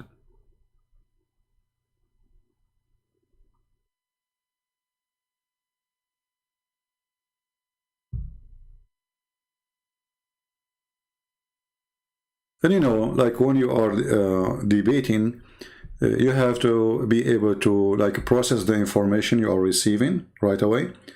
This is why I see like all the debates online, we see them online. Like, you know, there's two people, they have a print in their computer in front of them, and they are reading what they prepare a month before the debate. This is not a debate, especially if you are preparing for a topic. A real debate is, and real debaters is a person you don't even tell him what the question. You know what I mean? I mean, how in the world we can say there is an exam if we know the questions before the exam? So what those people who claim that they are debaters, either they are Christians or Muslims, they choose a topic and now we know the questions. So what is left? And now we have months to collect information, put it in front of us in the computer screen to talk about it. So there is no debate. It's a joke. Because both of them really, they are not debating.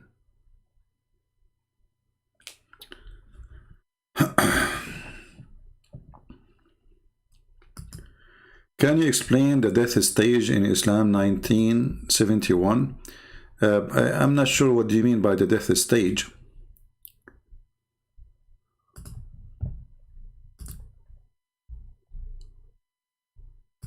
Can you make your question clear?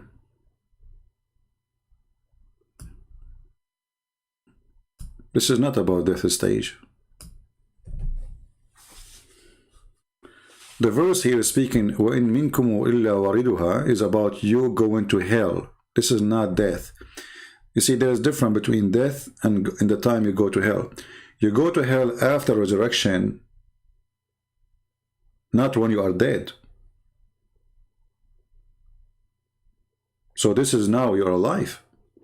So what the Quran is saying, not even one of you, he will not enter hell. So this is not death stages.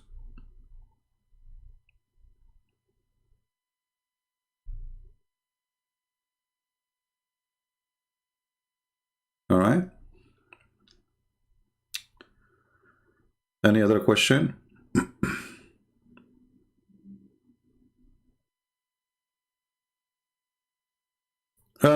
Ultimate truth. Okay, guys, this is why he asked me to choose the topic Well, I am the one, he said to you, well, tell me, what do you want to talk about? It's you who said, okay, pick up anything. You stupid idiot. I said to you, what do you want to talk about? You said, pick up anything. And then you pick up, and people laugh at you. The recording is still there. Look, ultimate fault. I don't know how in the world even you come here. I thought you would disappear for a century, and look what ultimate fault is saying. He got me busted. Okay, ultimate fault. As long as you get me busted, did you pause the video in your channel? People, if this guy, he got me busted, then he should put that video as it is in his channel. What do you think? If you don't, it's mean you are ashamed of it. So why you don't download the video and put it in your channel? Ultimate fault? Just a question. I mean, as long it is you made victory, if I am you, I will be, I will be so excited to have it in my channel. Not only that, I will share it everywhere. I will share it in Facebook and Twitter. So why you are not doing that? The answer is very simple. You wish to make it disappear because everybody can see that we got you busted, you got Allah busted. Allah don't remember which one he created first. It is you who said to me in the video, what is the last thing I said? You said the last thing, it was the lamp. In the lower heaven, okay? The lower heaven, not only heaven, not only heaven, the lower heaven, okay? The lower heaven. You stupid idiot, repeat more? Yeah, you repeat more, lower heaven. And by the way, this is another stupid thing. So, in the lower heaven only there's names.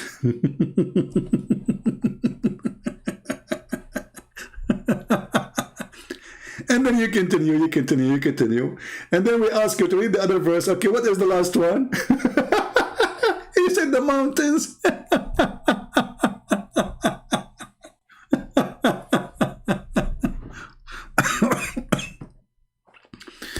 So Abdul, as long as you are proud about it, I challenge you to load the video in your channel. Otherwise, you are a son of Muta. Be a man. Stop being a boy of Muta. Be a man. And not only this, hold on. This guy, he said he go by Quran only. So what he do? He go to a website or a translation of a guy. His name is Rashad Khalifa. And we got him busted and he agreed that there it says, and after that. And what? After that. In the book of Rashad Khalifa, there's no after that. He took it off. And what else? He put in shape of an egg. So look what you did. Not only we got you busted with the fabrication, trying to answer us always, we got you busted that you are a false believer. Because you are accepting a Quran different from the Quran of Allah. This guy, he took the sentence, a whole sentence, and after that, he took it away. And then he added a new sentence. He made the earth egg-shaped. When every single person who speaks Arabic knew there is no word of egg-shaped there. So my friend, you are a fraud like the one you follow. This guy, even he claimed to be a messenger, Rashad Khalifa. This is why the Muslim killed him, because he claimed to be a messenger. So you are stupid, even the Quran you choose to read it from, proving the stupidity you are suffering from. Right? Yeah.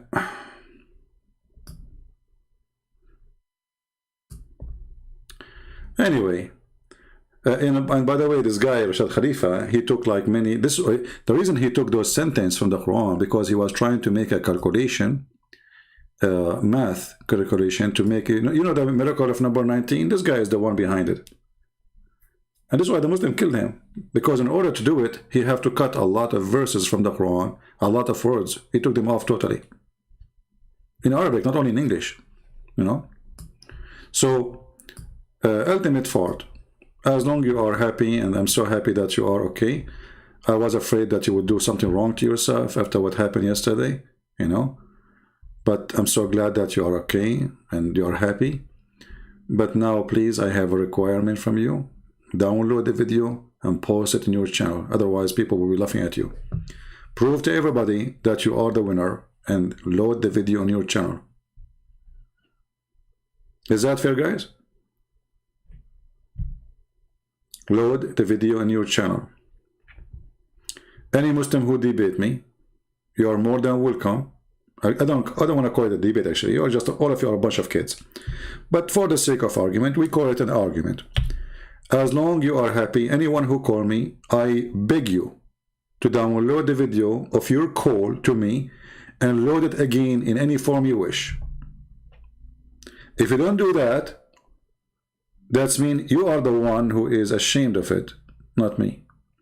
For me, I don't keep videos on my channel because Muslims, they keep a flag in my channels. Otherwise, my videos are over, and I ask people to download them. So I'm not even asking you, Muslim, to download them.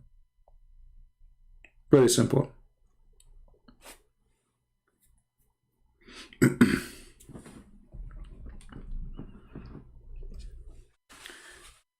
Yeah, for sure. Do you remember this guy with his name from Malaysia? They asked him why you don't debate Christian Prince. He said, this guy is finished. Why? Because we made Hijab, he made a video. You finished, boy? And then 2 weeks after, he was arrested for porn. What kind of porn? Child porn. What his name, this guy? What his name? I'm not going to debate Christian Prince. He is finished. So he said, challenge David Wood, you know, okay. 2 weeks after, he was arrested for child pornography in Malaysia. They trace him. Mukhayyar laysa musayyar. Well, this is against your religion, Abdul. You see, this guy, he claimed to know Arabic. He claimed to be an Arab, supposedly, and maybe he's an Arab. And he says, no, in Islam we have a free will. But this is absolutely false. You have no free will. And we can show you tons of reference. You are an ignorant in your religion. And this is the Quran. Everything happened to you, it is a destiny from Allah.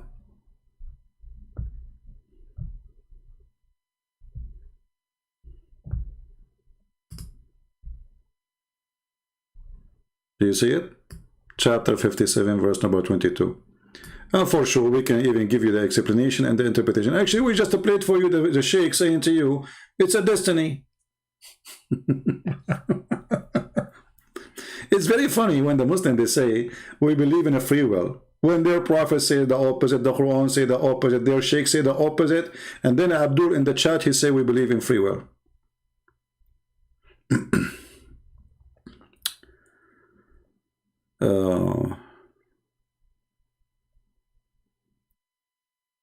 We just showed you even the sin of Adam was not a free will. Even Adam himself, he committed sin written as a destiny in the book of Allah 40 years before his creation. And Adam saying to Moses, are you going to blame me for a destiny written for me in my fate 40 years before my creation? And then you eat it, you say to me, we believe in free will.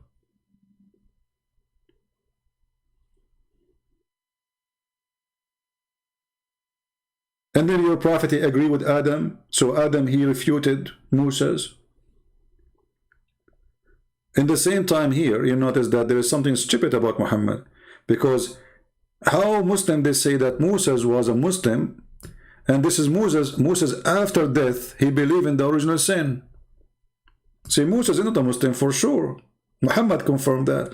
Because how Moses is a prophet of God, and he do not know a simple belief of this God, Muhammad, God. Because Islam based on that original sin is a wrong idea. We don't believe in the original sin of Adam. Christianity is based on the opposite. So, as you see here, Moses, he believed the same as the Christians. Right?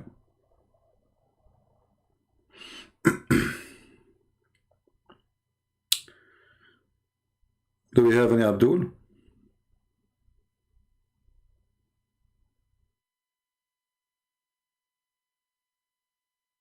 What does Caliph, Christian Prince, what does that mean? What answer, sister? Don't put your word, Islamic word, before my name. I'm not a Caliph. I don't want to be a Caliph. This is an insult. You know what Caliph mean? It's mean I am the one who took over after Muhammad. Why? I am a child molester? Am I a sex offender? I am a rapist, or am I a thief? What made me a Caliph? This is what the Caliph is.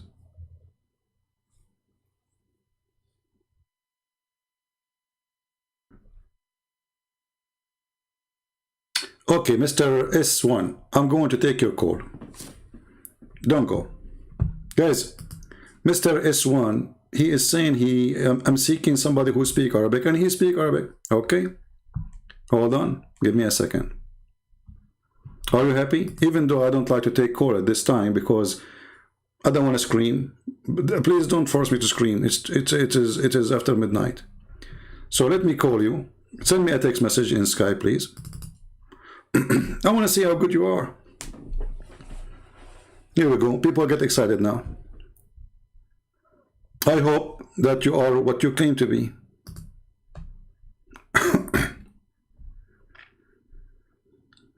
Text me, just text me, and I will call you right away.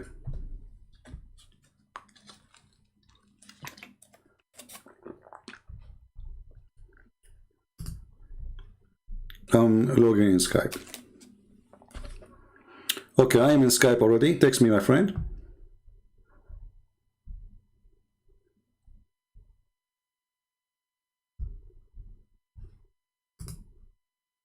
Are you there? You see, you keep saying how I'm going to call you, how I'm going to... Here we go. Text me. Until now, I received no text from you.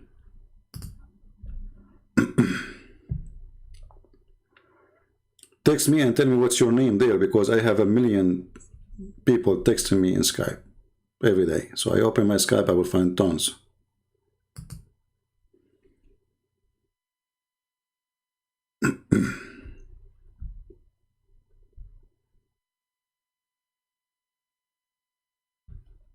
Are you there?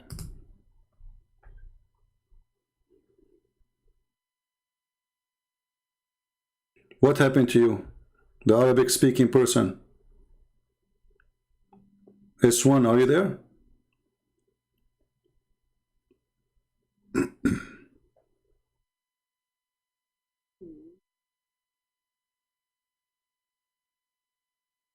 Did this guy disappear?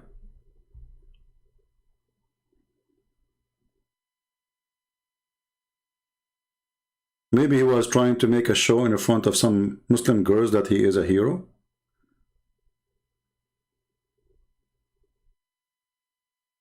I did call after you pointed out. You cannot call me, you have to text me first because I have to add you. Text me, what's your name? What is your name in Skype?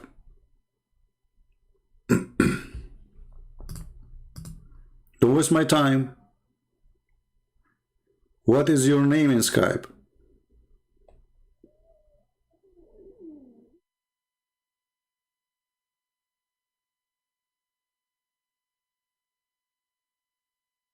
What is the problem, Abdul?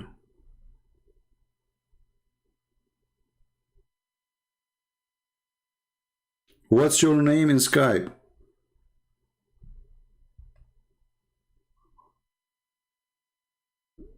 You texted me, what's your name? Okay, tell me what's your name so I can see. I have 1 million texts there. Is your name the same as one you are using here? I don't see any of them. I see somebody, his name is Nasim. Are you Nasim? Or Naim, sorry, Naim. Which one is you? And this one is, you know, he did from long time. What is your name?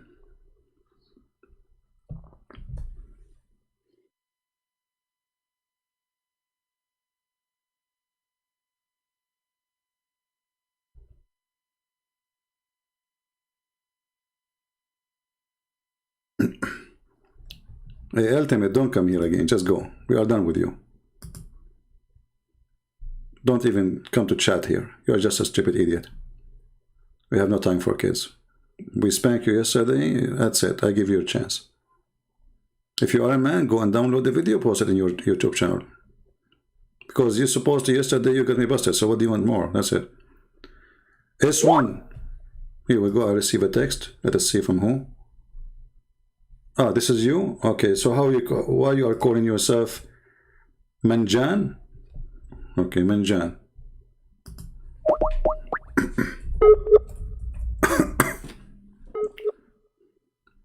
All right, I'm trying to call you.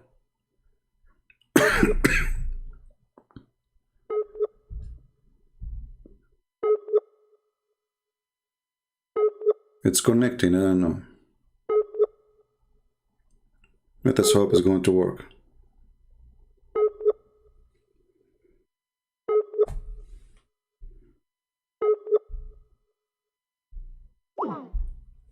Well, it did not work.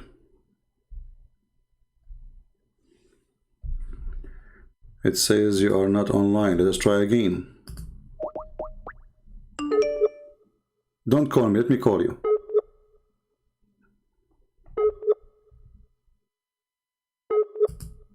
Let me try again. Don't call from your side.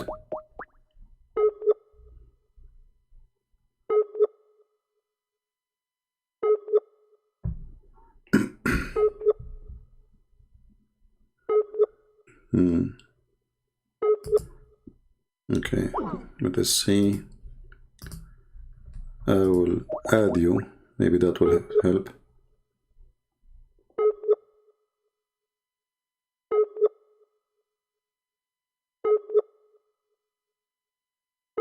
Okay, I will stop calling you. You call me now. Let us see. I just added you because from my side it's not working. Call me. You call. See, I called you 3 times. It says no answer. All right.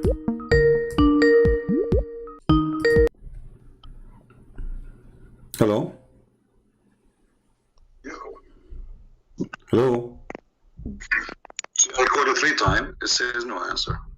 I hope it's not Ultimate fault. Are you there? You know he's your daddy. Hey, just a stupid idiot, son of Muta. Hey, I mean, diarrhea. It's stupid. We thought you are a duck. It turned to be a chicken. Didn't you have enough? You made me vomit. You stupid idiot. Potato.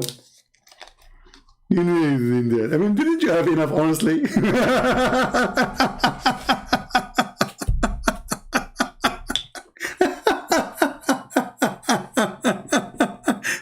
I'm telling you, now he would do it more. He would go crazy because what happened yesterday was horrible. So he would call more, and now he would change his name. He would call again.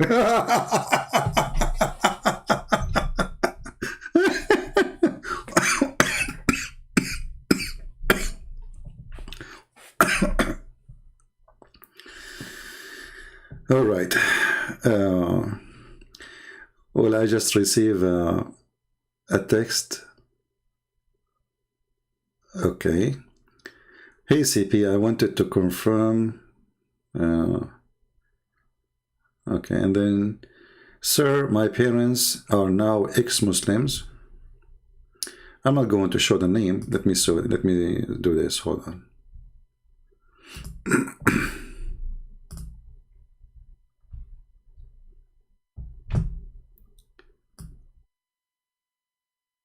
Ah, this is the lady who called me before. You remember her? She is saying now that her parents are now ex-Muslims.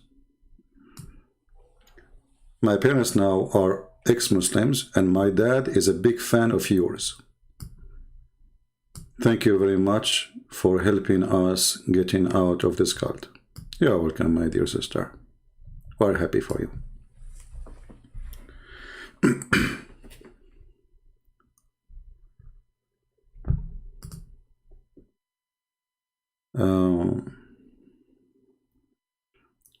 But be careful, don't listen to Ultimate Fort, because he's very convincing. He will make you convert to Islam again now.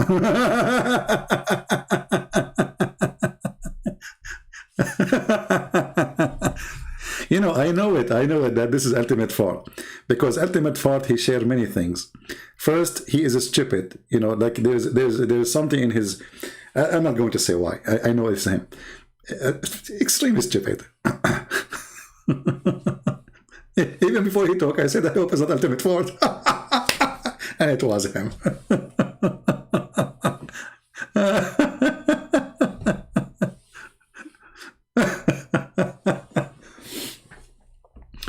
And you know, the Quran says the shape of the egg, brother. The shape of the egg? Like, what the heck? So why all the Islamic translation, which is accepted by Muslim, none of them say is the shape of the egg? Are they missing the egg? The shape of the egg, brother. And why it doesn't say, and after that, what happened to after that? Who ate it? Maybe they cook it with the egg. They make lasagna.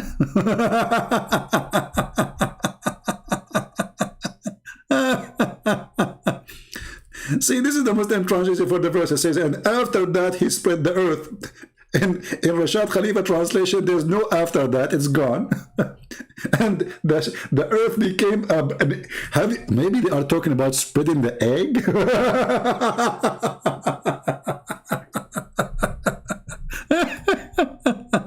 And after that he spread the egg. I mean, it makes sense. I mean, when you cook it, what happened? You break the egg, you hit it in the fryer, and it's going to spread.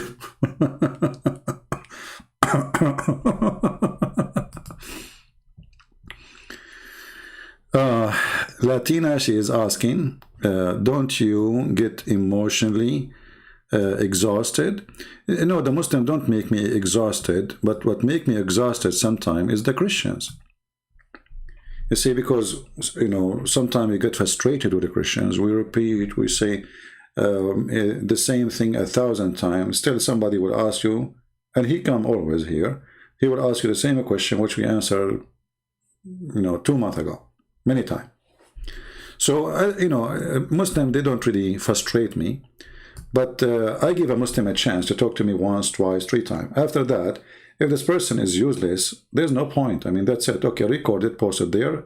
If you claim that he have a victory over me, then wonderful, post it in your channel. They don't do that because simply they got busted. So talking to Muslims is not really what make me upset. What make me upset if I see that the Christians are not learning. Because the purpose of what we do here, I'm not speaking to this Abdul to make fun of him. I mean, he is stupid. What I can do? I have to laugh. It's not really a choice I do. So it's a comedy coming forward. It's like part of the package. You know, this guy, he call you, he says stupid things, you have to laugh. It's not like a choice I do. I have to laugh. What I can do. So the purpose is not to laugh at people like this Ultimate Fort. The purpose is to show people, here there's an error, here there's a mistake, here how you answer them, here how you get them busted. So we are here a school for the Christians, so they can learn, and at the same time a school for the Muslims to know and to learn how to get busted. And they are getting, you know, they are getting degrees. And you know the funny thing about Muslims, they are the only nation, they lose a war and they claim they won. I will give you an example. Now, you know, October, month of October, okay. The war of 6th of October, all Muslim countries who shared that war with Israel, they celebrate victory. But that war, they were destroyed. They celebrate every war they have with Israel. But they are the one who lost. I mean, they lost Jerusalem, they celebrate. They lost the Golan Heights, they celebrate. They lose the Sinai, they celebrate. They lose half of Jordan, they celebrate. They celebrate victory. And what you can do, straight crazy nation, you know. So, but celebrating a victory doesn't make you have a victory, because reality is different.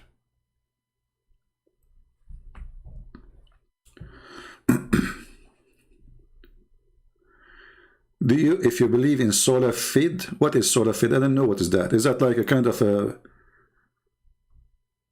tomato salad? What sola fide mean? I don't know what is that. Is that a religion?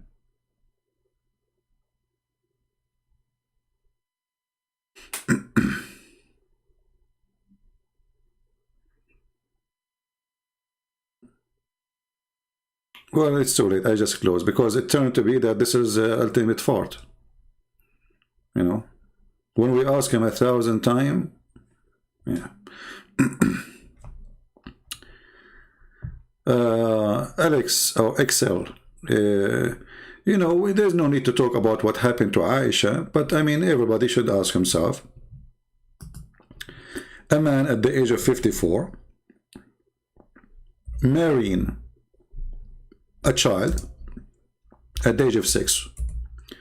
If the Muslim, they say he did intercourse when she is 9, but still she is his wife at the age of 6, why he married her then? Why he married her? So obviously this man, if he really did not have intercourse with her, obviously this is a proof that she was too little for intercourse. Obviously Muhammad is a child molester, is a pedophile, and he is a monster. And when Aisha, she is 9, Muhammad now is 57. What they share together. See, when a man he marry, or let us say have a partner, let us say even a girlfriend, what is the purpose of this relationship? If the woman and the man, they have only one sharing, which is the bed, because what Muhammad was discussing politics with Aisha at the age of 9, was he discussing religion at the age of 9? So what she can share with him? But here we notice that even sharing bed is not an interest for Aisha. She is a child. Even the hadith confirmed that Aisha, she was playing with her swine and playing with her toys even when she became 14. So even at the age of 14, still she's a child. So what they share together? What is the interest of this man? Obviously, he is a perverted man. You know, this is an act of a person, he is a perverted. Because there's nothing to share.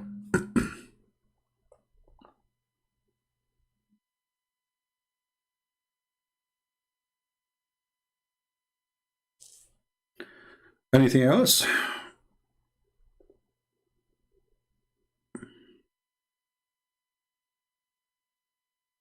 You see, like, you might see somebody, he is 80 years old and marrying someone, she is 18 years old.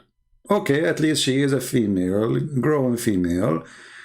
She, you know, she have what, like, I mean, she is a woman at this age. And there's an exchange of benefit. Let us say the man, he is wealthy. The woman, she is poor. But she is 18. So the exchange is, he will be a provider, but she is not the dream husband she is looking for, but she accepts because she is poor. But what is the exchange between Aisha and Muhammad? You know what I mean? What is the exchange? She is a child. He is a very old man compared to her. Based on what Aisha is saying, there is 52 years old. Sorry, no, it's he's 54. So there's 48 years different between them. And not only 48. You see, if Aisha, she was 20 and Muhammad was 50 older, I would say, okay, she is still, you know, a lady. But she is just a kid. Okay, Mr. S1. How come when we asked you to give me your Skype, you did not mention it, and now you are mentioning it? Is that you again, ultimate fart? Okay, I will give you one more chance.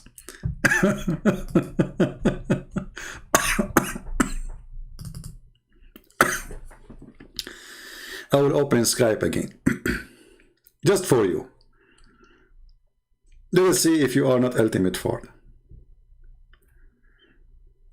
All right.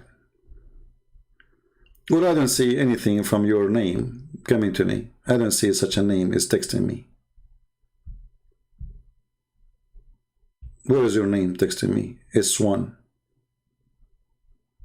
There's nobody texting me with such a name.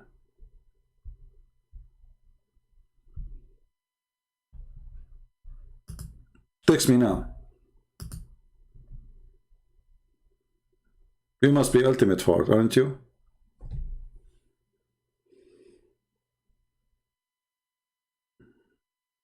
Yeah, he's stuck. That's it. He will call way more than before, because now he is. I mean, what happened yesterday is a disaster, because usually I don't have patience to stay talking to this guy for more than 60 seconds. So yesterday I was holding myself, and I gave him what, 15 minutes, 20 minutes, maybe more.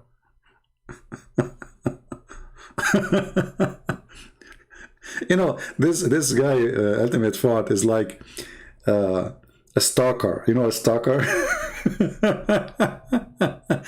It's not my fault if you are stupid.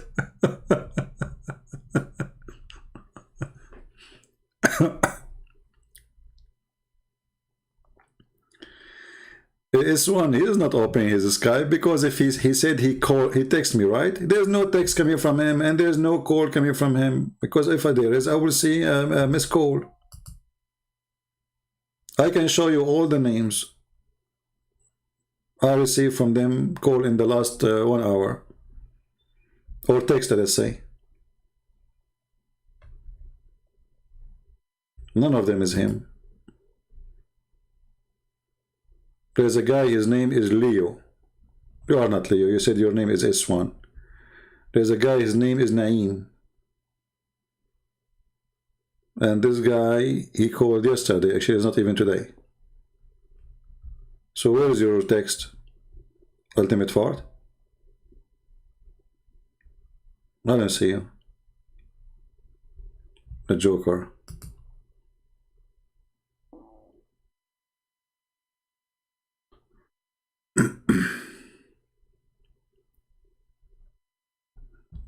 Yeah, obviously he's a joker.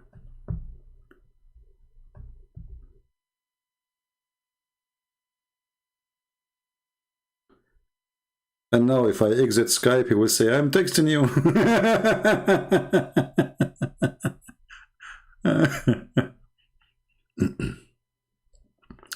I do not need to send it to you, my friend. Just, you see, always when I show you something in the screen, especially if it's in English, you can just go and look for certain words. Like, let's see, he says, she was 6 years old. Type that in the search engine. You will find it. Why you are asking me to send it to you? Because you might watch my video in any other channel. Always learn how to find the same reference. Google will help you. This is sunnah.com, where Muslim they have the translation of the hadith. But this website does not have everything. But as long as I'm showing you in the same website, obviously it is in the website. So S1, are you there? Abdul, until now I got nothing from you. So you are obviously you're an idiot.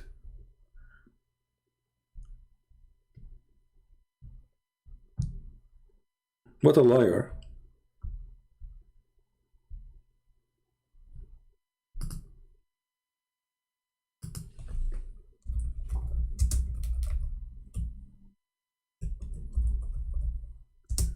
All right.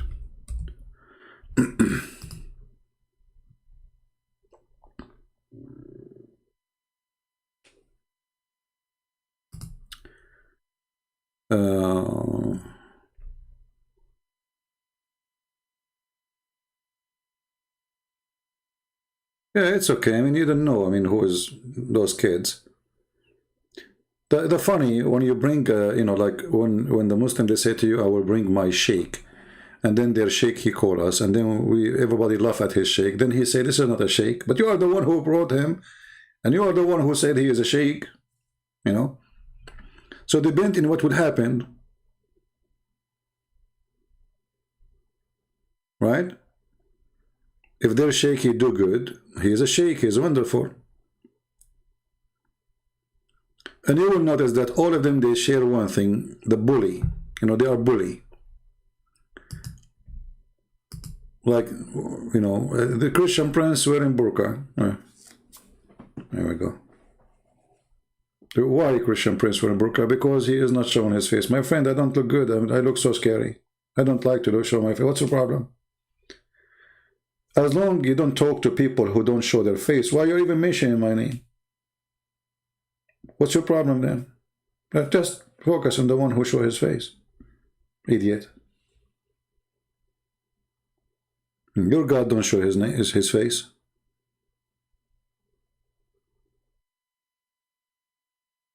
Right?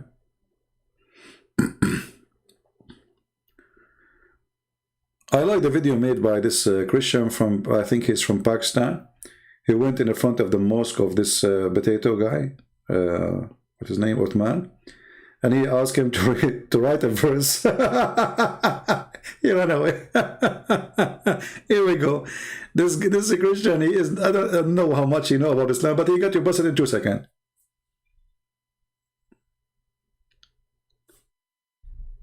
It's one, just get lost, man. Just get lost. I have nothing from you. You're a liar. Get out of here. I have no time for kids.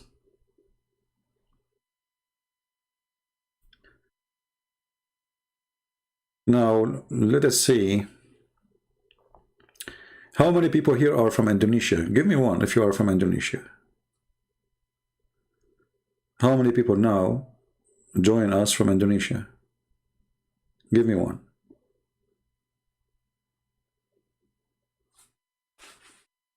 Because this time it is noon time for you, right, in Indonesia?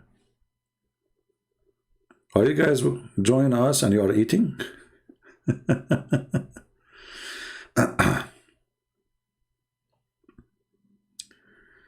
Okay, we have 1, 2, 3, 4, 5. Don't give more than one.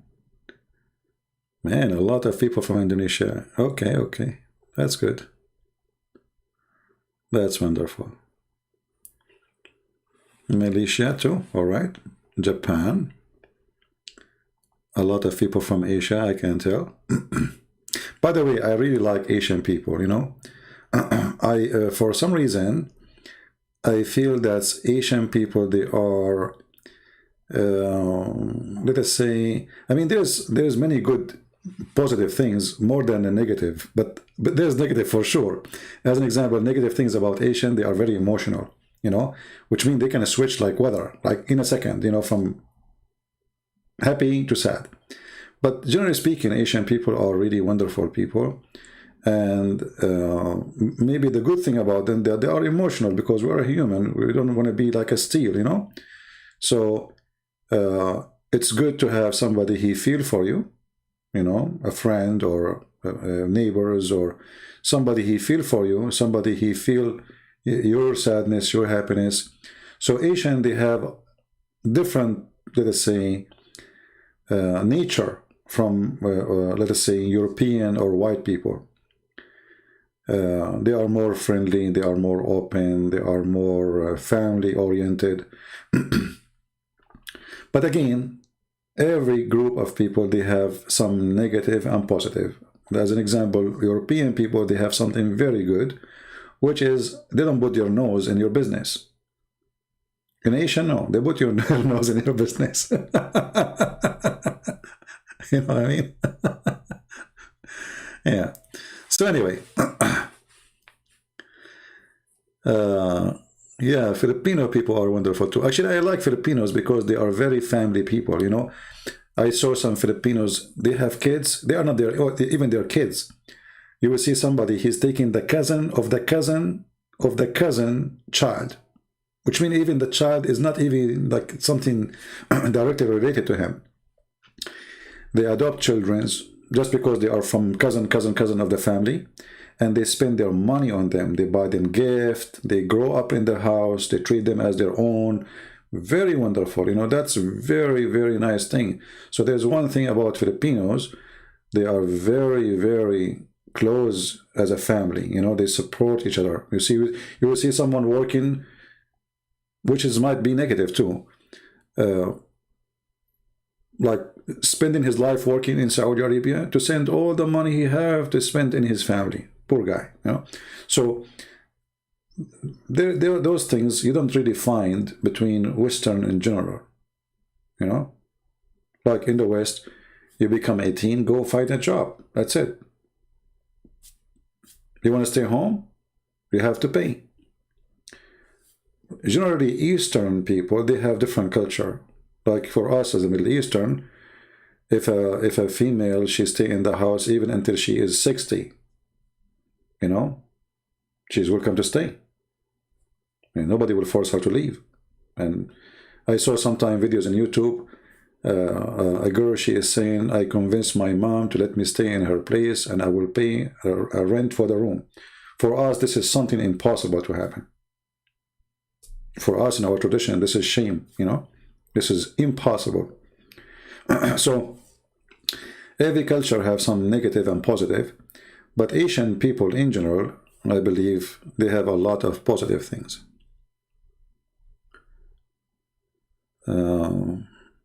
Yeah, we have people from Iraq, people from Syria, wonderful.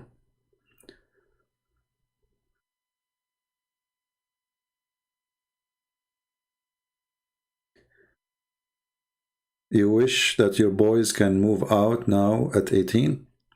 Well, I don't think this is a good idea, because you see, when you make your son move at 18 or your daughter, then you expose them to a lot of risk. They are still young to make right decision. That is not a good idea. You see, 18 is not really good to be alone. You know, for me at 18, I mean, depend for sure. Like in some places, 18 years old is a man, is a grown man, right? But in the West, he is not yet. In the Middle East, we have a harsh life, very harsh life. So a person, he is 13 years old in the Middle East, he experienced something a person he is 20 years old in the USA did not experience. Same for people who they are like in the Philippines or in let us say countries who have a lot of suffering. A child, he go to work when he is 2 years old, you know. So that for sure he's not going to wait for his 18. He's already in the street. But those, they have no choice. It's not because this is the best for them, but because their family are very poor. So I advise you, if you have children, don't wish them to go out of the age of 18. Let them establish themselves, help them. They're your kids. You don't want them to go and associate themselves with some people doing drugs, you know, bad friends.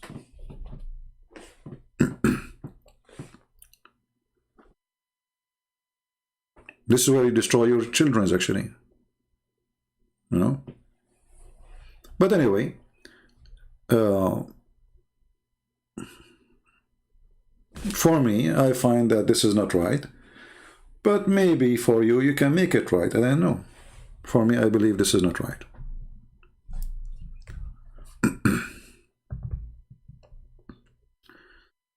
All right, in America and Jordan, all right. About Mary and Jesus painting in Kaaba. Well, you know, the Kaaba, it was like the expo of Emirat for religions, you know. So obviously there was many religions there. And this is telling you that Islam is the one who destroyed the freedom of the Arab. The Arab, they used to be very, you know, I mean, very friendly to each other. As an example, when the Muslims say to you, there's a 360 gods around the Kaaba, correct? That means there's 360 religions in one space, and nobody killing anyone. Islam came, peace is gone. So even the pagans, who they are pagans, they were not satanic as Muhammad. Correct? Because how those people, they have 365, according to Muslims, 365 God, 365 idols, and all of them, they all exist in one space, in one, like 100 meter. That means those people, they are very, very you know, tolerant to each other. He worship his God, I worship my God, nobody can anyone. Okay. Islam come, freedoms disappear. Well, there's nothing inside the Kaaba. The Kaaba is just a room, you know, and before it used to have no roof. If you have my book, you will see that the roof, they add the roof for the Kaaba because other people who have other Kaaba, they used to come and throw garbage on the Kaaba from the top of the wall. And this is why they put in a roof to prevent throwing garbage inside the wall. Otherwise, there was no roof. So it's just a room. Actually, there's videos on YouTube for inside the Kaaba. For now, they have marble. It's a small room. It's not even, you know,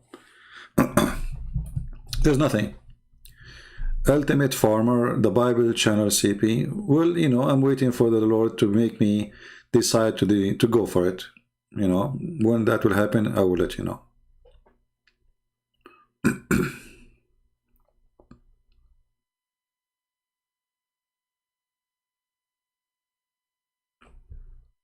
Well, I'm not sure about the numbers. I mean, when they say 365, this is what they say. I mean, in their books saying that, but we don't know if this is true or not. But obviously, there's many gods. And those people, they are fine with it. And Allah was one of them. Wherever Islam goes, this is the experience. I mean, if we don't learn from history, then history means nothing for us. Wherever Islam goes, peace disappear. Go find and go check now all the wars in the world, where it's happening. All terrorism.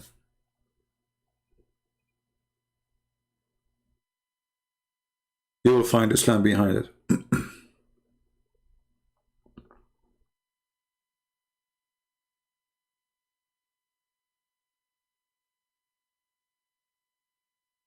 You are trying to build Murtad Center. Okay.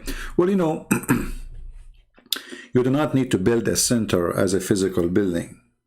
You can always create a movement, even if you are just one person in your computer.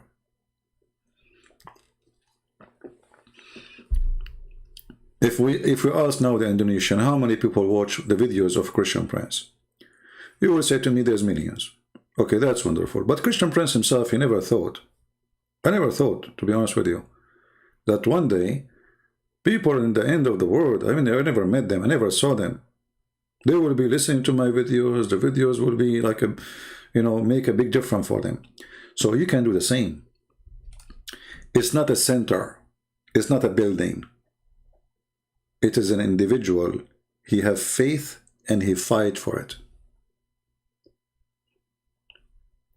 An individual who have faith and he have the truth and he is wise, or she is wise.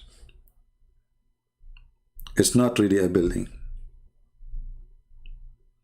You know, they will say to you, Christian Prince and his team, they think I have a company. You know, I have a friend, you know him, like Osama Dakdok. Sometimes he receive emails from people asking him to talk to my secretary. They think I have secretary. Can you talk to secretary of Christian Prince? So they think like I have an organization, I have an army of people who work with me. I'm just normal person like you. Right now I'm talking to you wearing my, not my short, it's cold now, but usually I'm wearing my short. You know, so you can build a center and you can be the center without being inside the center. So I encourage you all, don't ever think that you can make no difference. You see, when I start talking, I mean, my English is funny. People make fun of my English always, even now. For sure now it's way better than before, you know. So, I mean, there's a lot of challenges around you. I mean, look what I did. Not only I wrote books in English. I see, if in Arabic it's very acceptable, you know. In English, look how challenging the journey is. So, if you are a person who is willing to walk, you will go to the end of the road, and that end is victory. But if you are a person, anything can make you disappointed, feel down, unhappy, depressed, you know. Like I see some people on YouTube, without saying names, you know, he will go, it's today, guys, I feel sad, you know, it's today. This guy, he don't fit to be speaking about Islam, because Islam will bring you stress. You have to be strong. Today I don't feel good, and you know, etc. And my wife, etc. And etc. I mean, even they go and they tell the stories what's happening in their house for everybody. Why you want to do that? My friend, if you don't fit for the fight, don't go for the fight. You have to be spiritually strong, mentally strong, confidence, and nothing can make you retreat, because they will try everything to take you down. They will threat you. If you are a male, they will send you women. Imagine. I remember once, this was a long time ago, I was in Paltalk. A girl, she came to the chat room and she said, Christian Prince, I'm a Mexican, I'm thinking to convert to Islam. Can I talk to you in private? So, like, you know, okay, I'm a Christian, and oh no, this is not good. I don't want her to convert to Islam, right? So it's the normal thing. I would say, okay, well, hold on, don't do that. You know, I will talk to you. So she called me in Skype, and I was showing her verses about women, hadith, etc., how Islam look at women. And then her camera opened, and I said, you do not need to open the camera, please sit down. I said, I don't know how to do it. The camera opened by itself when I call you. I said, okay, no problem. You know, she said, so should I hang up and go? You know, so like she made it like as a condition to talk to her, the camera is open. And then when I'm talking to her, you know, I noticed that the shirt in her chest is going down, like she is pushing it, she's putting it down, you know, like it's extending. And then I felt something fishy, because I said to her, so you know nothing about Arabic? She said, no. The room behind her is kind of dark, but I look at the wall at the end of the room. It's a long room. It's like a saloon. I saw a Quran, you know, like, you know, the writing Quran, like art, you know, at the end of the wall. And so I said, so you do not know Arabic, right? She said, no. And then in the same moment, somebody opened the door and he spoke to her in Moroccan accent. Moroccan accent. So what they were trying to do, they were trying to send me a woman to tempt me. Maybe he will do something wrong. Maybe he will get tempted. Maybe we can get him busted. Maybe we can record him. This is how low they can go. They send me a woman from their own. So they can go so far with their evil. So she is not a Mexican. She have an accent. Actually, she fooled me with the accent she's speaking. I thought she's a Mexican. She's a Moroccan. She's a Muslim. And they sent her. So when you go to fight Islam, they will do anything you can imagine to stop you. Anything. Like when they harass David Wood, they start posting pictures about his wife or apostate prophet. All of this is harassment, so they make you feel frustrated, make you feel that you are threatened. They want to make you feel uncomfortable. So when you go in this field, you have to be ready, because you are fighting the devil. The devil himself.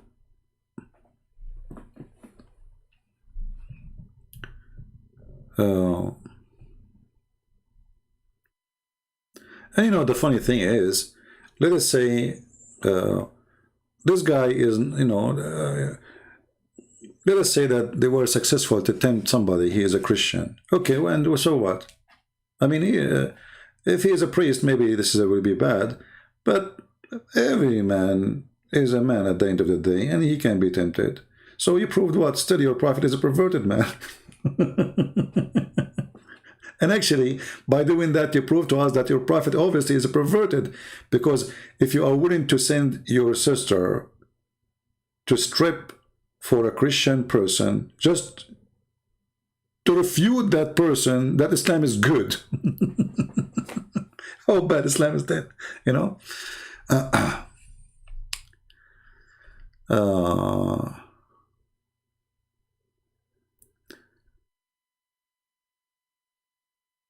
What happened to that number? I don't know what number is that. If you try to ask me a question, make it clear. Otherwise, I will not understand what you are saying. What number? We have a Muslim. His name is Azam, and Azam is saying CP is an idiot. Azam, why I am an idiot? Do you like to explain to us, guys? He's a Muslim, and he is saying Christian Prince is an idiot. Why? Can you please help us? See, we don't do what Muslims do. Like, if somebody he says something against what me, I will block you. I will block you if you keep saying he's an idiot, but you don't tell me why. So, can you tell me why I'm an idiot? I'm listening. Go ahead. Guys, aren't you interested to know why Christian Prince is an idiot? See, people are waiting for you. Look, even I put it in the screen so everybody can see what you said. Here we go. We publish it for you. I want everybody to see what you wrote.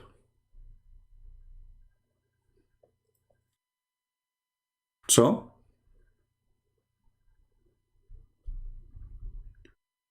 what age I start debating? Well, if I want to say a first debate ever I was like, you know, let's say, I mean, almost a teenage, you know. I was just a kid. It was actually about DDAT. They brought a videotape of DDAT and they asked me to watch it with them, and then I got them busted. I said, this video, obviously, because my English is not too much good at that time, and actually it still isn't good. But I said, look, you know, play the video again. You will see that there is somebody cut the video because the question had nothing to do with the answer. This is the first thing I encounter really as a, let us say, a real argument. So Azam, are you there? I will tell you why. Because you cannot explain the contradiction in the Bible about Judah's death. Well, no, we can explain, and you are a stupid idiot.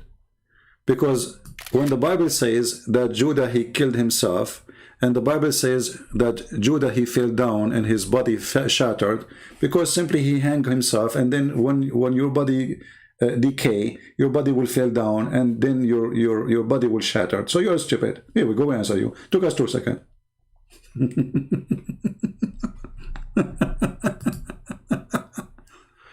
You see how stupid you are? If I say, as an example, your Prophet Muhammad, he died because of poison. Huh? Okay. And then the Prophet, his belly explodes. Because the hadith says, قَدْ أَنْتَنَا, he smell, he stink. So if he keep, you know, قَدْ رَبَى بَطْنَهُ, which means his belly grow full of gas. So if you leave Muhammad for a few days more, his belly will shattered. So if I say Muhammad, his like Muhammad who his belly shattered when he died, I'm not lying. This is what happened. You are just a silly person. However, Azam, are you willing to call me and let us talk about contradiction? In the same time, as long there's a contradiction in the Bible, so how your stupid Quran says that I confirm what is between their hands? Azam? Eh? The Quran confirms the story of Judah with us. Because the Quran says, I accept what is with them. So look how stupid this religion is. How you explain to us the contradiction? So why the Quran confirming the contradiction? You're a dummy like your prophet. That's why if you call me, I will make you shish kebab in 2 seconds. No, I do not need to pull them up. I know what happened. Both of them, they describe the same story. A person who hung up himself, and then after a few days, his body will decay and he will fall down and his body will be shattered. You're an idiot like your prophet. This is what you have against us? I mean, try with something even like, try harder. And now answer, if we assume that what you are saying is true, so how your stupid God says confirm what is with them? The gospel and the Torah. What is between their hands? لِمَا مَعَهُمْ. Whatever with us. Read the Quran in front of you. Chapter 2, verse number 89. Potato. So this is what you are excited with. You know, you go to Muslim channel, they told you this, Christian cannot explain that, this is a contradiction. It's a contradiction for the fool, not for us. Watch the video of yesterday and laugh and see how Allah, He is God, but He don't remember which one He created first, the mountains or the stars. You are adding to scriptures, haram? Well, okay, if I am adding to the scriptures, so you stupid, how your prophet, he swear on it and he confirm it? See, you're refusing to answer what I'm showing you. I'm showing you a screen. If I am adding to the scriptures, why your stupid prophet in his Quran accepted?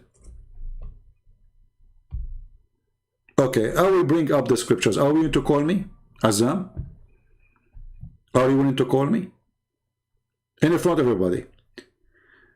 You show me the contradiction in the Bible and we will laugh at you because we give you the answer already. And then I will speak about the same thing in your book. What do you say? So are you willing to call me? I will open sky for you. Assume. Are you willing to do it? Trust me, assume. Whatever happened here, nobody will know about it. It's between us. It's just YouTube. You know, people from Indonesia, Malaysia, Japan, you know, Europe, Iraq. I mean, nobody. Just between us. So do you like to call me Azam? Listen, Azam, if you call me and you show everybody the contradiction, you will become famous. What do you think, Azam? Here we go. You call me and we will put the scriptures. You are the one going to show me this contradiction, isn't it you? Azam, I will give you 3 minutes to say, yes, I will call you. Otherwise, I will send you free shipping and hand it into Allah. I don't have time for kids. So are you a man who will call me and get me busted or not? If you are not, then go. I have no time for kids. I will give you 3 minutes. Let me know if you are a man. If you are not, then cut that thing between your legs and don't claim that you are a man, because obviously you are not. Allah, He gave you extra privilege because of that thing between your legs. And obviously you don't have it. You are like Muhammad. He spent 10 hours to find, he went to pee. Prophet, why you are taking so long to pee? He said, I need to find it first. So are you looking for it? Azam? Or you are not a man? Which one you will find faster? Skype? Or what is there, which is not there? Drop the link. Get out of here. I think this is the same kid, you know, he went and he came back. We blocked him. Get lost. Potato.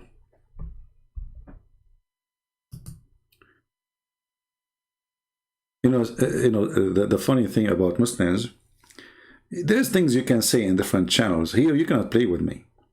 And the reason they don't dare to call, because they knew they cannot play. And the Muslim, sometimes he tried to be smart, so he said, like ultimate thought, he said, okay, I don't accept any tafsir, so now what Christian prince he can do? I don't accept any hadith, so what Christian prince he can do? Supposedly he struck me from all the papers I can play with. I don't accept hadith. I don't accept tafsir. I don't accept interpretation. I don't accept the Arab. So now, like, supposedly, like, how I'm going to debate me? I said, I told him I don't accept all of this. So he can't show me Ibn Kathir. He can't show me Al-Bukhari. And so Christian Prince, now he can do nothing. Still, we got you busted. Doesn't matter. I'm going to grab you from your tail. Even if the room have no corner, I will corner you. You are talking to me. Deal with it. Even if the room is a circle room, I will corner you. Potato.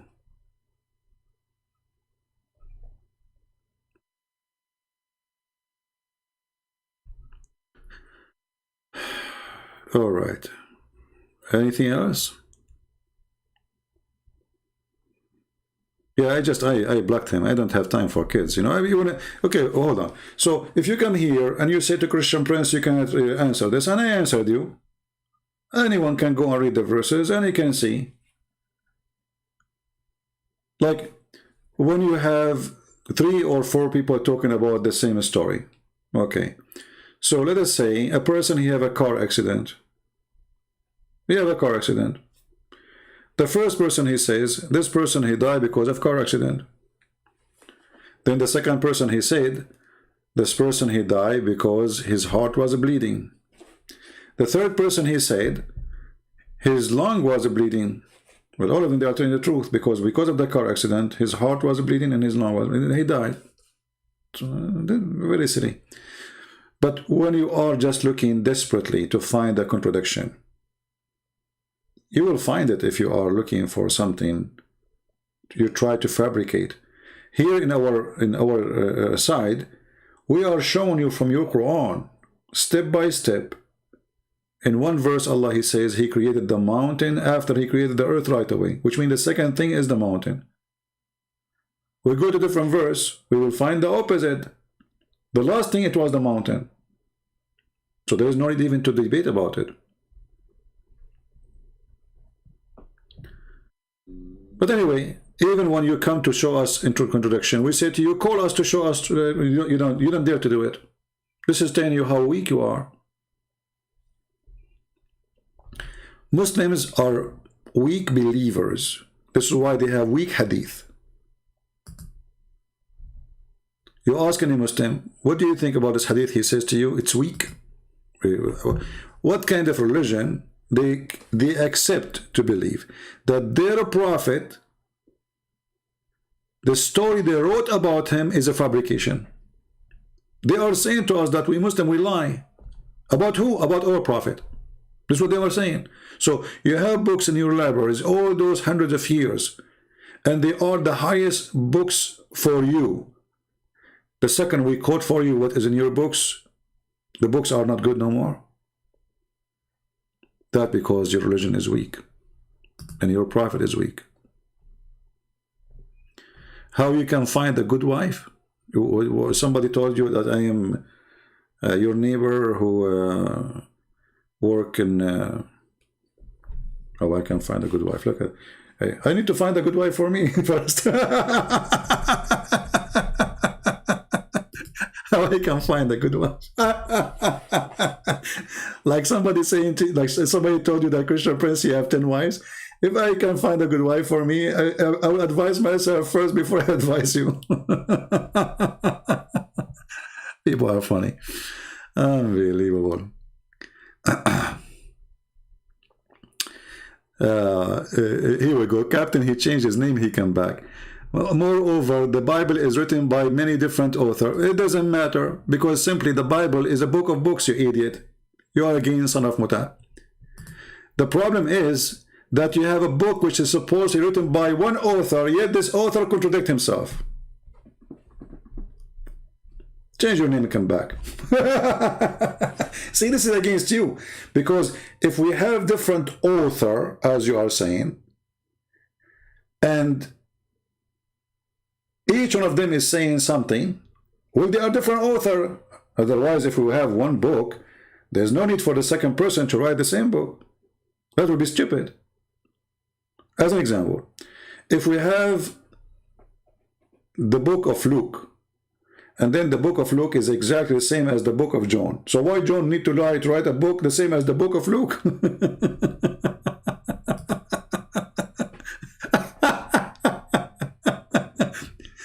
Hey John, this is the same exact book of Luke, so why you are writing it again? Oh, okay, I like to do copy-paste. So Abdul, when we say we have 4 Gospels, that because Christianity is consistent. For 4 individuals is reporting the same story, and everyone is giving you a dimension of the story. If you look at yourself, you have 4 dimensions. 1 in the front, 1 in the left, 1 in the right, and 1 in the behind.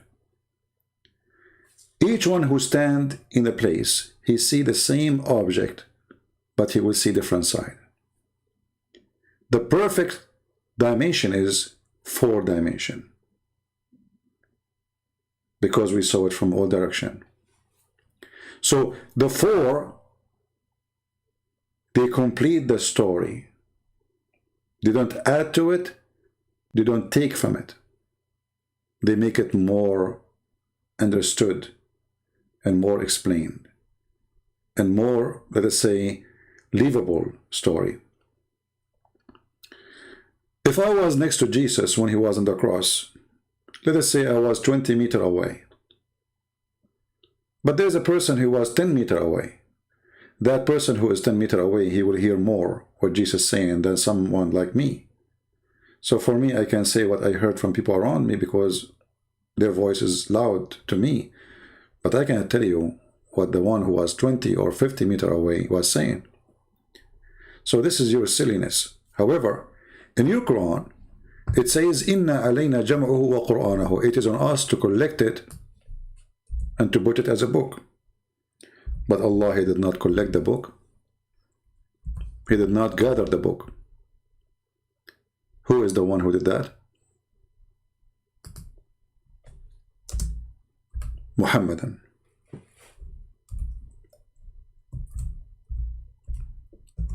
And then we find that the Quran of Uthman, none of you have it. The Quran of Muhammad, none of you have it. The Quran of Hafs, none of you have it. I mean, Muhammad, he says, Allah, he sent him 7 Quran. None of them you have. You claim that you have recitation of a person who was 200 years after Muhammad. His name is Hafs. And then we go and take a look at Hafs. We found that the Muslims in their book, they say that he was a thief. And he was a fraud. What is your view about Buhaira writing the Quran? I don't believe that Buhaira, he wrote the Quran. I believe the one who wrote the Quran is Waraqa ibn Nawfal. Unless you can provide me different evidence. If you remember in the hadith it says that when Waraqa he died, the inspiration of Allah is paused. Correct? Buhaira, he don't live in Mecca. So Muhammad, he needs somebody to supply him in the moment. On the time. There's no internet at that time to send messages, you know. So when Waraqa he died, Muhammad stopped receiving Quran and Muhammad tried to kill himself. You remember the hadith? Here you need to ask yourself, and even the hadith says that Waraqa was writing a Quran, was writing Injil in Arabic. That is the Quran. If we ask the Muslims what happened to this book, which Waraqa was writing, where'd it go? Is Waraqa is a deceiver? They will say no. Is Waraqa is a bad Christian? They will say no. Is Waraqa following the true God? They will say yes. So where is his book?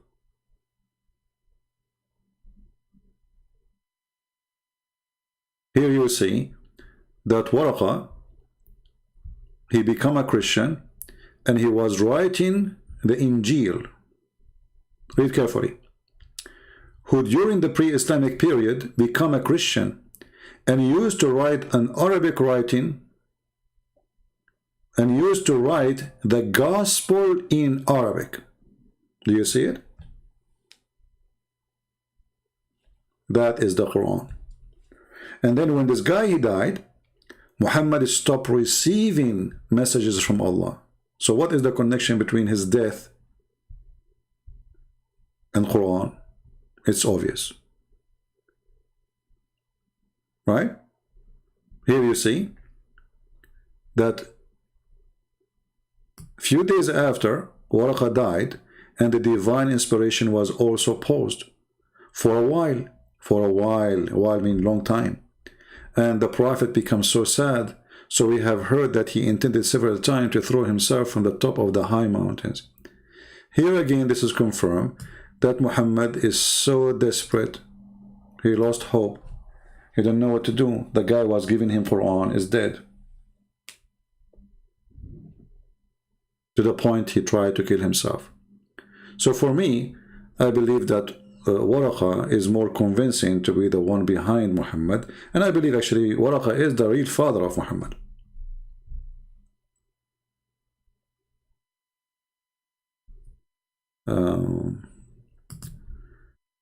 Can you give that which says we have not sent any spirit, this verse, to prove Muhammad is a false prophet? I'm not sure what you mean. We have not sent any spirit. I'm not sure what you are trying to say. You have to make it more clear, my friend.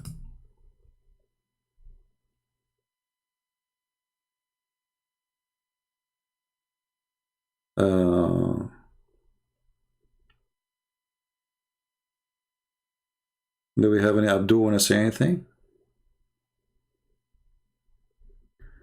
Tabari Tafsir, Muslim, they say this one is a true tafsir. Well, if they say this is a true tafsir, that's wonderful, because the Tabari will expose all of Islam. You see, if you go to the books of tafsir, like in this website here at tafsir.com, this is the Jordanian government website.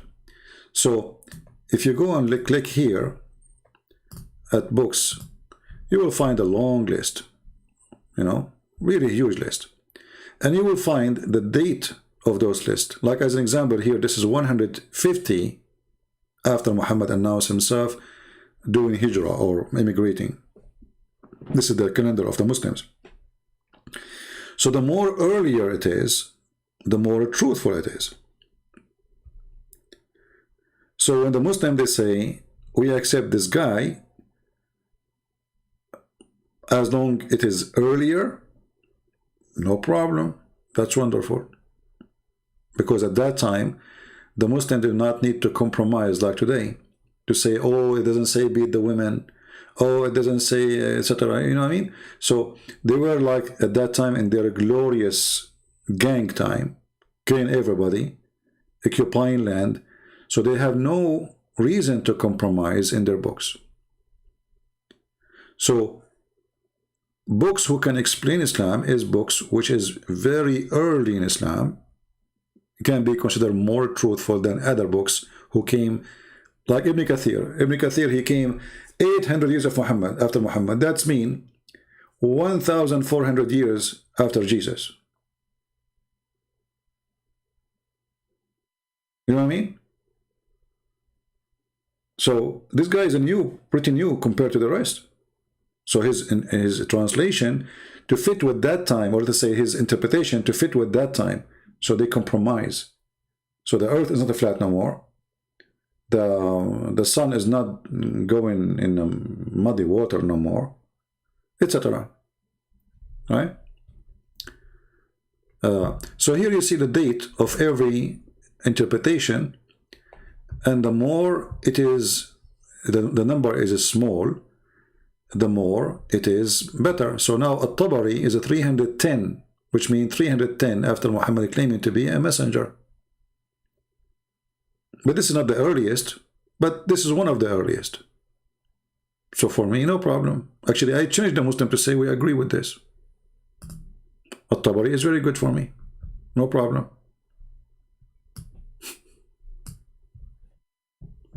All right?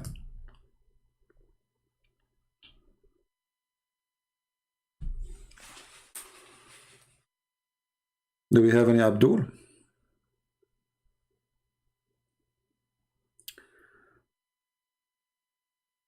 We don't call, we talk face to face like real man. Yeah, well, obviously you are a donkey because you are in the internet. And as long as you do face to face, why you don't go to Israel to face? The Jews are waiting for you, potato. Don't you want to get Jerusalem back? Face to face? You're a potato. What happened to face? Face to face in YouTube only?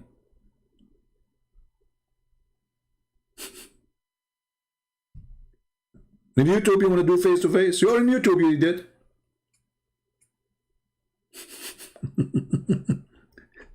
You're in YouTube, I am in YouTube, I will debate face to face. Stupid, he is desperate, stupid people.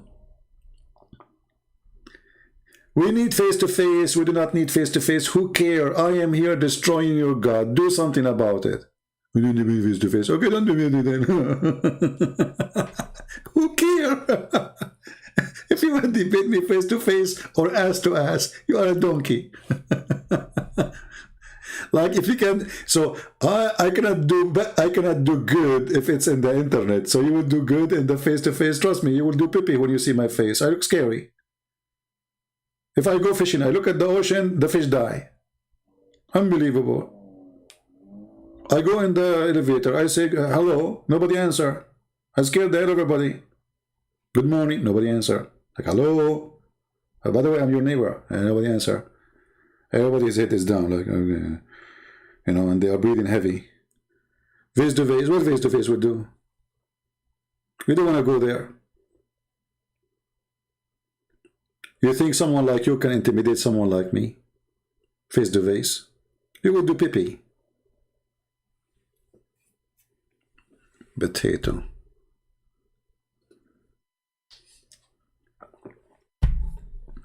When the Christians, they come to Muhammad and they want to debate him face to face, do you know what Muhammad did?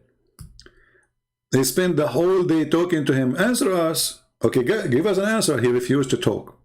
And then second day he said to them, those who say Allah, he told me to tell you this. Okay, what do you know? Okay. He said, Allah, he said to me, if they have dispute to you about this topic again, which is about Jesus, tell them, bring your wives, I bring my wives, bring your children, I bring my children, and let us ask Allah to curse the one is lying. This is how a Muslim did debate. Are you better than your prophet? Your prophet is a potato. He could not refute the Christians. The Christian party. Take your microphone. May Allah cut my nose if I'm lying. Christian Prince, your turn. May Allah cut my beard if I'm lying. Hey, Christian Prince, that's not fair. I said cut my nose. You said cut my beard? I mean, Abdul. If he can cut my beards, he can cut my nose too. Don't worry. But he can cut nothing.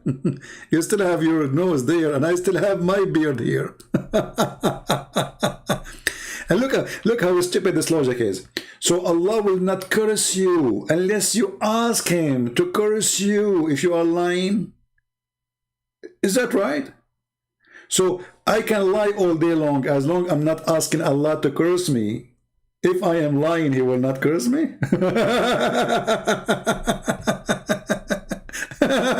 It's like saying, I'm going to rape women and Allah will not punish me unless I ask him to punish me. What the heck? You're a prophet. He have no IQ at all. Not only have a low IQ. You remember the guy he called us before, and he says the reason the angels they did a surgery for a prophet and they install a wisdom in his chest because they are improving his IQ. You remember it? It's the you people download it. They are improving his IQ. Okay. Can you give me some point to prove that Muhammad is a false prophet? My friend, a prophet is somebody make a prophecy, correct? Okay. Ask the Muslims, where is the prophecy in the Quran which come true?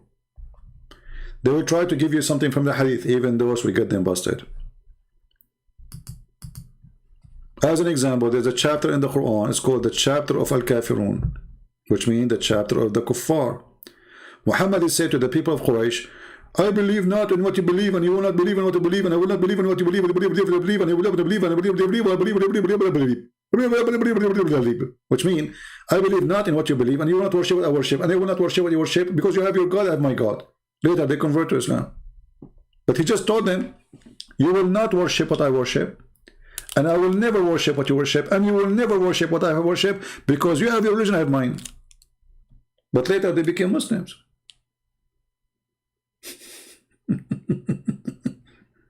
You see why I say stupid? See how easy to get him busted? He told them, you will never.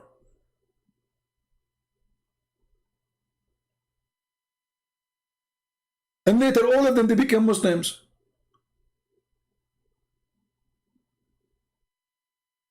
So how he is a prophet? By the way, I used to be a prophet before. I will tell you how I was a prophet. As an example, I am the only one who predicted that millions of women, they will have their period every month. Don't tell me, please, how I know that. I mean, it's inspiration. I'm telling you, it's a true story.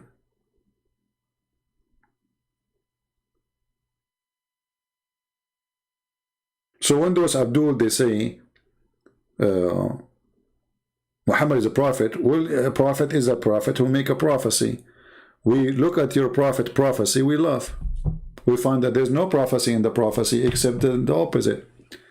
Muhammad is said that the judgment day is very near and the moon split, which means the judgment day started. The moon split is a sign of a judgment day starting. That's it. I mean, how bigger it is from splitting the moon. But look, the moon is still there and it's not a split. Did Allah glue it back?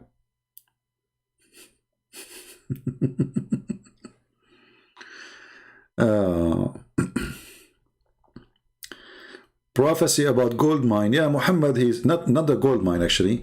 He said there is a mountain under the river of Euphrates.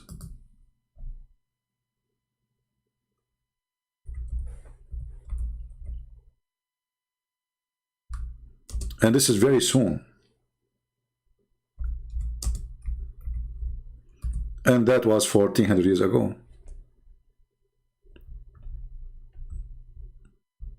Read carefully. This is a prophecy. Muhammad, he says, would soon uncover a mountain of gold. Very soon. Would you like to debate Indonesian minister?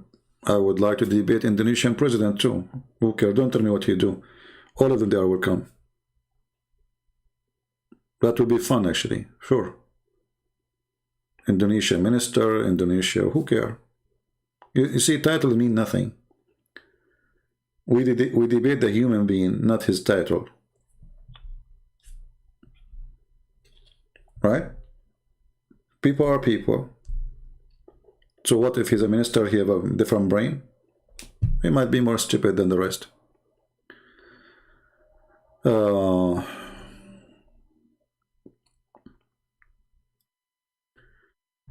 How the Muslims explain that Quran says no prophethood comes from except from Abraham and Isaac line? Well, they cannot explain anything. I mean, when you say they explain, let us say they answer that. If we go to the verse, the one you are talking about, you will find that the verse saying clearly that we made the lineage of a prophethood from Abraham, and it's mentioned his children Isaac and Jacob. Doesn't mention Ishmael.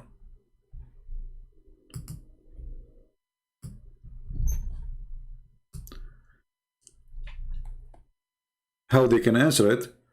They will say there's other verse saying that Ishmael is a prophet, but doesn't say from his seed will be a prophet. Here it says, and we bestowed on Abraham, Isaac, and Jacob, and we ordained among his offspring prophethood. So he mentioned clearly the names. And then he mentioned names of the prophets will come from Isaac and Jacob. Who is Imam al-Mahdi? If I tell you really who is Imam al-Mahdi, you will laugh. Okay.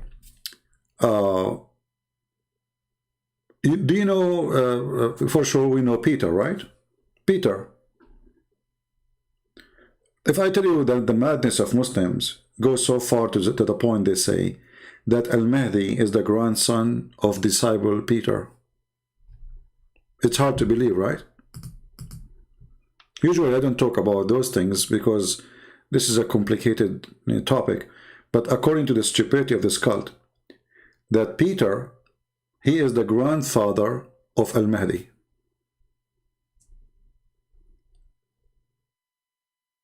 And now this is the bent in which sect we are talking about. So this is the Shia. The Shia, they say that the disciple of Christ, Peter, he is the grandfather of Al-Mahdi, which means the Mahdi is descendant from Peter.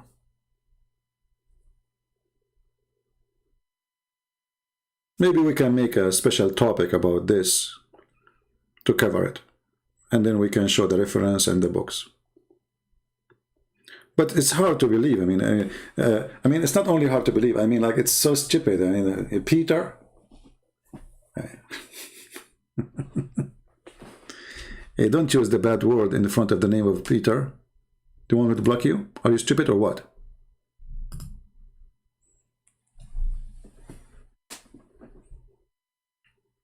Clean your nose. Clean your mouth. Don't use the F word. So, you know, the more you read Islamic books, the more you learn, the more you notice how crazy this cult is. So you might be shocked when you hear it. You know, there's many things I don't share really, because there's no, I mean, I focus in what is making things easy, and it is necessary to learn to defeat Islam. There's other things which is not really the major interest. I don't really talk about.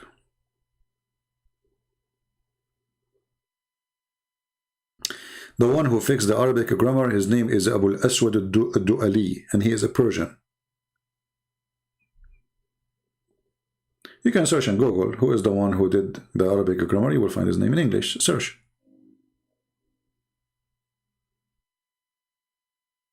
Well, there's a million things we can talk about Islam we never mention here, but as you see, you have to give me a reason to talk about it. You see, a knowledge of a man will appear when the reason come. You know what I mean? So usually we speak about certain things, as I said, because it is what I need to arm the Christian with, for it is everyday topic. Al-Mahdi is not really important for me because you know, I mean, he's not even Muhammad, so what I would talk about, you know. But obviously there's tons of fiction stories about such a person. And, you know, the Muslims are so desperate to try to find, let us say, a special man. When Islam took Christ from their life, those people who've been forced to convert to Islam, they are trying to find a new Christ. So you will find that in Islam there is a 12 Imam. Jesus have a 12 disciple. Muhammad, he says, take the Quran from 4. We find that we have a 4 gospel. And we have 4 disciples wrote the gospel. We find that Muhammad, he used the number 7 and the number 70. This is Jesus' words. So Islam is a counterfeit, false copy of Christianity mixed with other belief.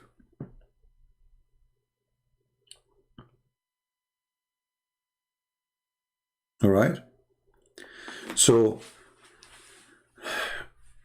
we can go really far in topic which will drive you crazy about things the Muslims they believe in.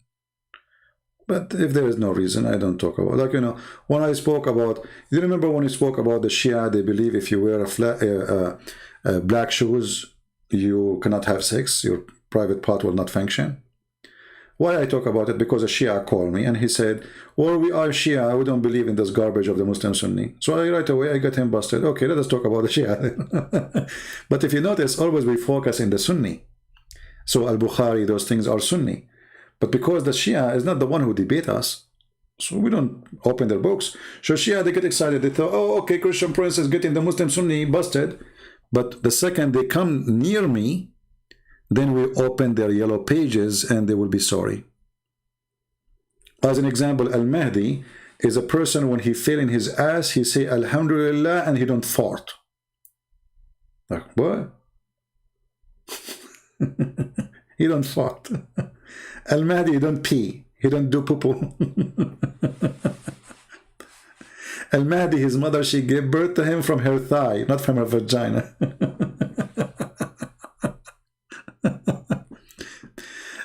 I mean, Shia, they have a lot more crazy than the Sunni. Like, if you look at your wife anus when you are having sex, your son will be a homosexual. Other hadith says, if you look at your wife anus when you are having sex, your son will be dumb and mute. This is what Shia believe. Watermelon, if she is sweet, she is Shia. If she is bitter, she is Sunni. According to Shia, every single Muslim Sunni is a homosexual. Why? Because Shaitan, when a Muslim Sunni is born, Shaitan, he put his finger in his anus. So if you don't give me a reason to talk about those things, I mean, it's endless. Why want to talk about it? Right? Which hadith that Sunni and Shia accept? You see, both of them, they accept the same hadith, but depend in the agenda. So you will see a Muslim Shia quoting Al-Bukhari if that hadith support his belief, vice versa. See the hypocrisy? So they say to you, we don't accept Al-Bukhari unless the hadith is supporting their belief. Actually, if you remember a few months ago, I posted a video, I did not keep it for long, about a Muslim Shia sheikh. He was saying, he was explaining to you why the Muslim Sunni are homosexual. Why? Because Shaitan, he put his finger in their anus. Let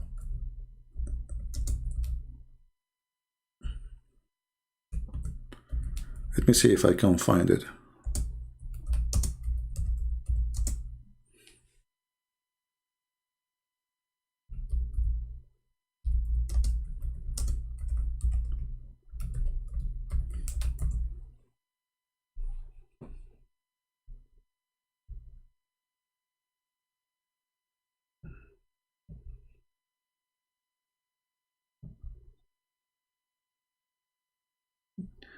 Well, maybe I will find it only in Arabic. Let us see.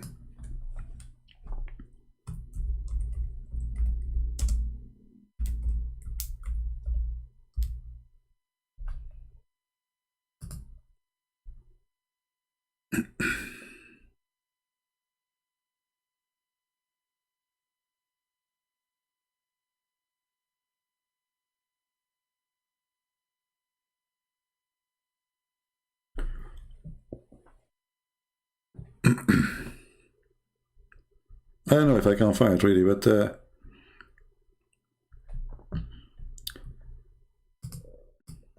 we will try.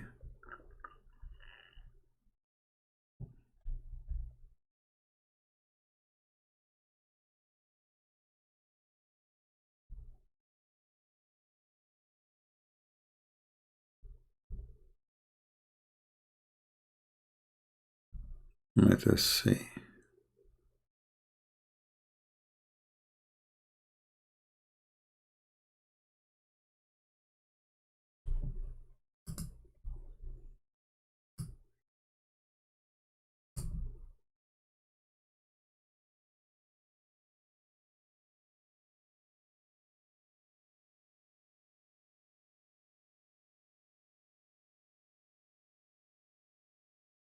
Let us see. Yeah, I cannot find the video. Anyway, I'm sure many of you, they have it already. You will see how it is explained, how Shaitan, he put his fingers in the Muslim. So there's millions of stories. All of them, they are funny. As an example, like the grandson of Muhammad, he speaks 70 or 80 million languages. You know. How he speaks those languages, don't ask. You know. Don't even try to ask. So both of them, they have a lot of garbage, and both of them, they make fun of each other. But the fact, both of them, they are stupid. Right?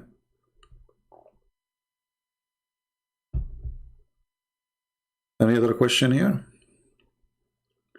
Well, it is 2 a.m. in the morning, and I think it's good. It's better for me to go. What do you think, guys? Isn't it better?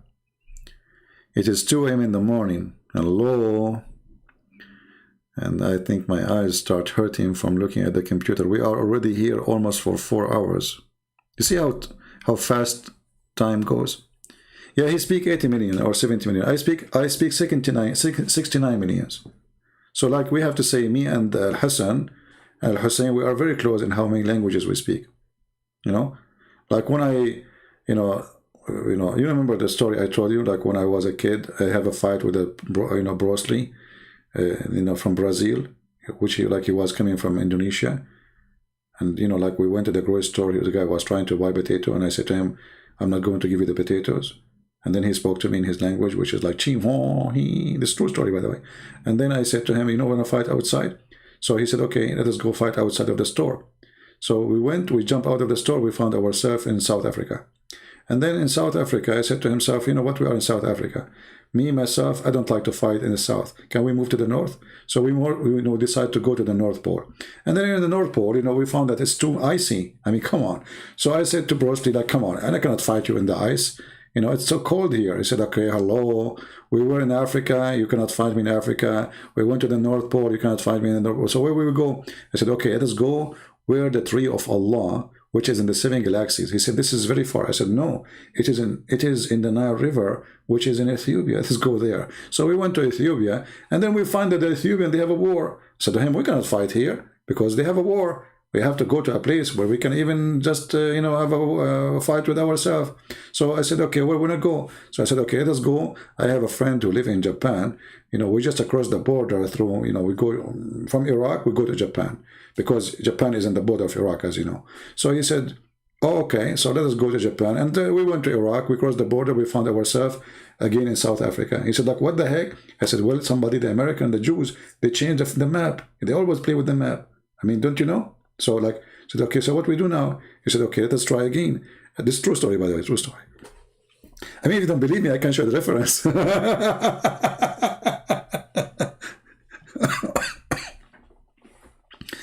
So Christian Prince, he is trying to avoid Bruce Lee. I will fight you face to face, okay, Bruce Lee? But, we have to do it in, so not here. Okay, where? We go there. Okay, we go there. No, this is not a good place too. That's what the Abdul they do with me. Really, true story, by the way, true story. I mean, is it obvious that it's true story?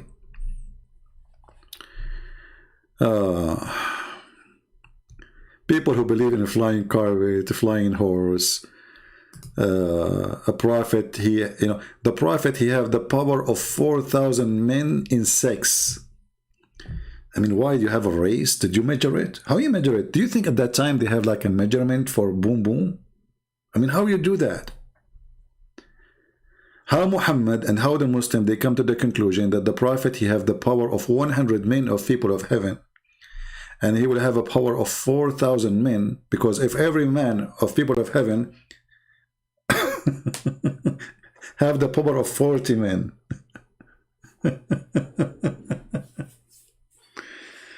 Oh boy. Every man in the heaven, he have the power of 40 men in earth, and boom boom. Muhammad, he will have the power of 100 men. X40, 4,000. And the funny is that this religion, they are proud about the penis of their prophet in heaven, but on earth, the guy, he could not even have sex with his wives, and he could not make any of them have babies. I mean, nothing wrong with if he cannot make them have a baby, but obviously he's exaggerating with his sex power because he knew there is something missing.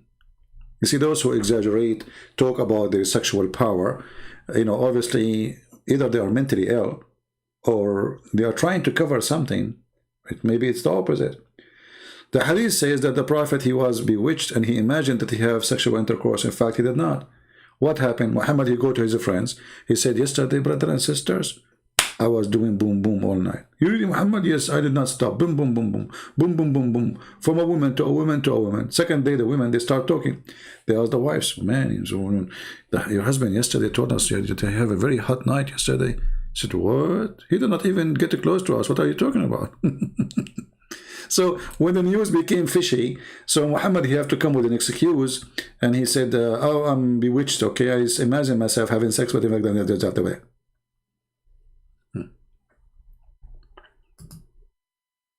I mean, name one thing for me about this man is not stupid. How in the world this guy, he imagined himself having sex? You see, you might say, okay, this guy is sleeping. This is not in the sleeping time. This is in the daytime. That's why they are saying bewitched. Otherwise, all of us, we see dreams. You know, as an example, you know, myself, I saw myself talking to Joe Biden, and he explained to me the Quran. Why one word? I said to him, can you explain the Quran, Joe Biden? He said, you know the thing. And I was like, what? That's good. Perfect. You know, that's it. No complaint. I mean, that, what you can say, that's it. You know the thing. So, all of us, we see dreams. But this is not a dream.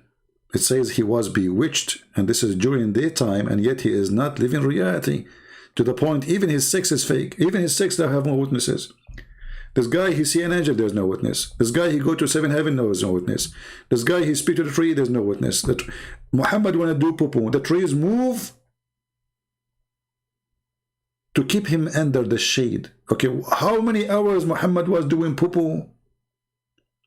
You see, the shade don't move after 2 minutes if you sit under the tree. Not even 15 minutes. Not even 1 hour. In order the shade to go, you have to be doing poo-poo for 10 hours. And why? I mean, these miracles, all of them, they are shitty miracles.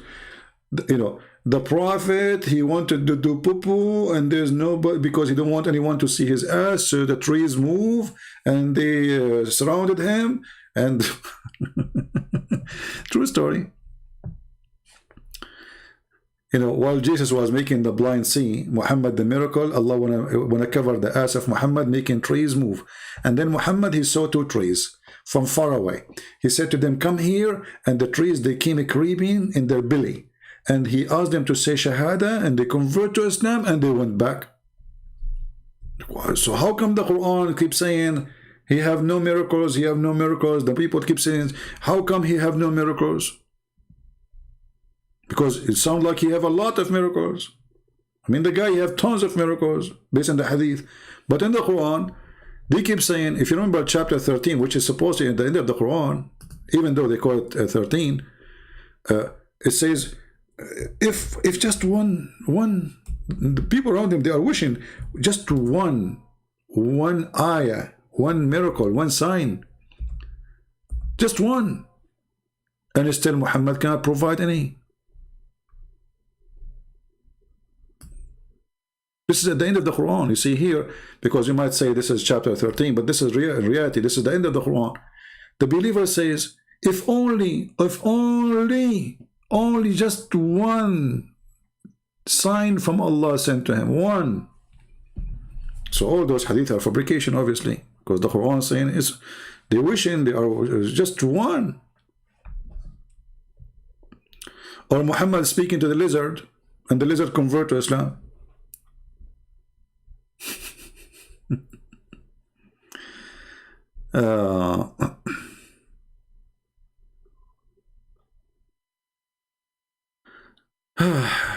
All right, anything else? Actually, my eyes is hurting now. You believe it or not, I said to myself, let me go for 15 minutes and make a video about this topic and go back. Unbelievable. And now it's 4 hours. Do you see how much I hate you?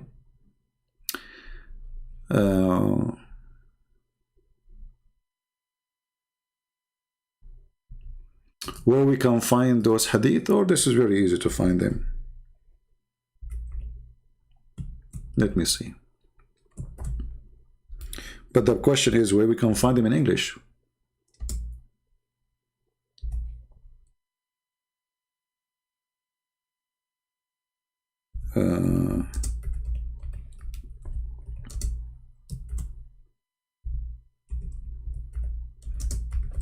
Let's see.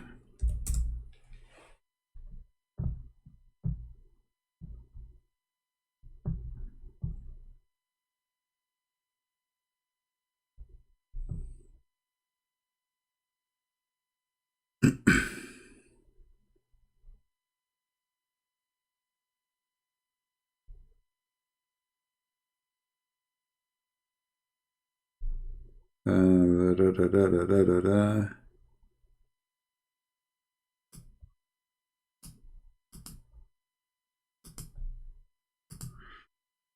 Let us see this one.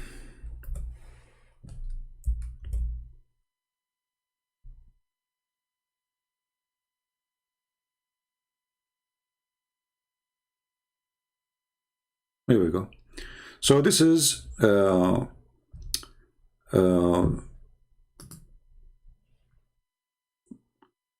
Sirat Ibn Ishaq. This is in Arabic. I cannot find it in English. Islam Port. This is the book of Sirah by Ibn Ishaq. And here you will see the story. Muhammad, he wanted to do poo-poo. Let's search for the thing. When the Prophet who want to do shit, he keep a distance. So none of us can see him. Alright? Then he said, he called Jabir. He saw two trees. And there's like a few arms between them. So he said to Jabir, go to those trees and tell that tree to join the other one so I can sit behind you. And then the tree, she creep and she joined the other one. All right, so the Prophet can do. And then he sit and he did shit. Let me send you the link, and then I will send you the link. And I will use Google translation, you know.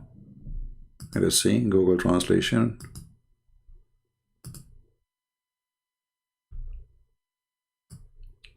Let us see. To find it fast, we look for the word tree.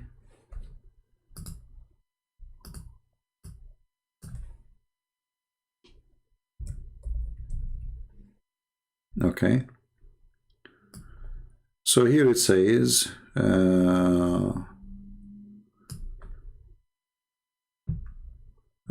here, da, da, da, da, da, da.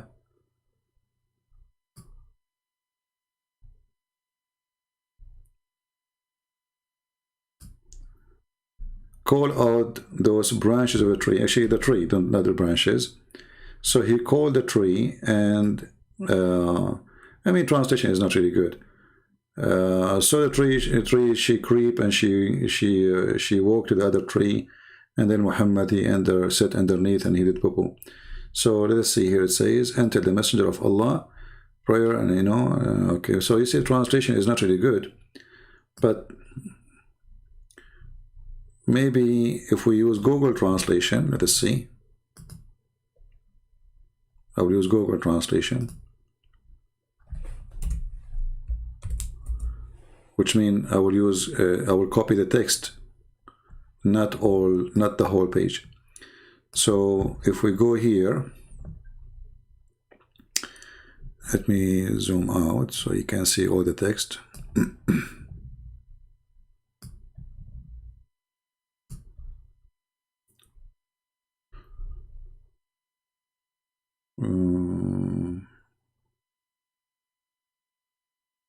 Where?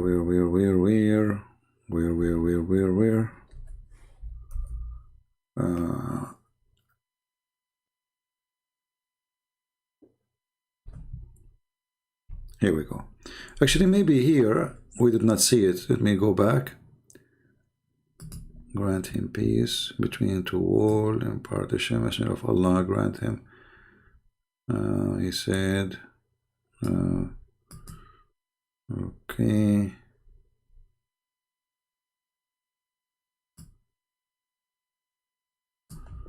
Yeah, for some reason in the translation isn't so. Anyway, so here we go. It says, Uh,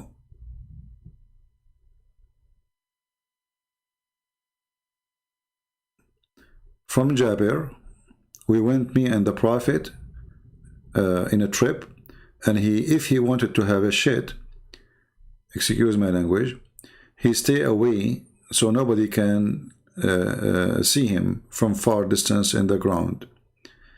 And this is in the case there is in the ground, there is no like no landscape to hide behind, like a wall or no trees. And then he says to me, Jabir, actually this is a different miracle. Let's see the other one. No, here we go, here. So he said to me, Jabir, go to this tree and tell the tree to join its friend, which means the other tree, so I can sit behind you and he can do his poo-poo. And then he says, so I went and I told the tree, so the tree followed the other tree, and then he sat behind it and he did his shit. And then when he came back, riding our whatever horses or camels, we walk, and it was as if there is birds flying on top of us to keep us on shade. Let us copy this part and try to take it to Google translation here. Let us do that.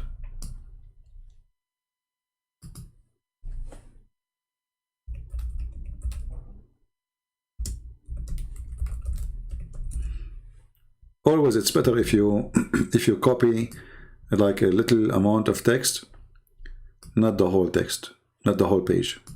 So we will paste whatever we copy from there, and here it says, let us see the translation.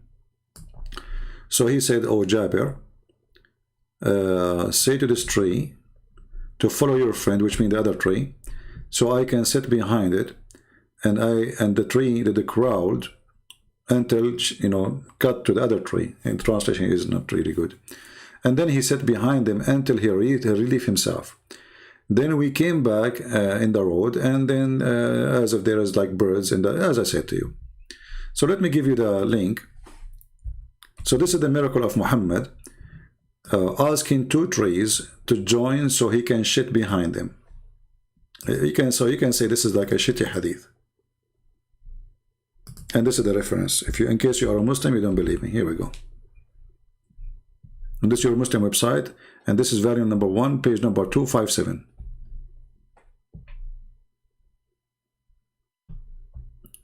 See, Muhammad, I mean, Allah is, you know, what you can say. No comment. I did that many times. You know, I go and I say to the trees, go, I want to do poo-poo, right? Yeah.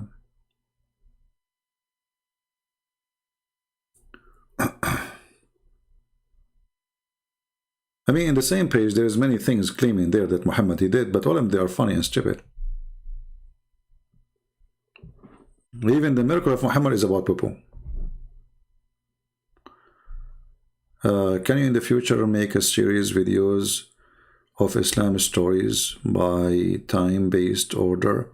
Well, this is impossible mission, my friend, because Muslims themselves, they don't know about what is the time order. There's no proof, you see. This is one of the earliest books about Muhammad.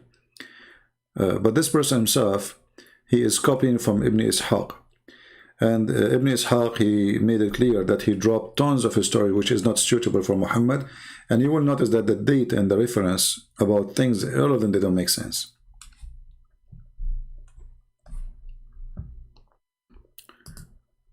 So never think that Muslims, they themselves, they knew anything about dates. You know, the Muslims, they agree about not to agree. That's the only agreement Muslims they have. That's why when somebody says, like, do you think Islam is going to dominate the earth? I laugh, because Muslims agree not to agree. You see, they might say, you see them united, like cartoon of Muhammad, they go crazy, but all of them, they kill each other too. They are not united, really. They are not united about their history, about their hadith, about their religion, about the meaning, about the interpretation.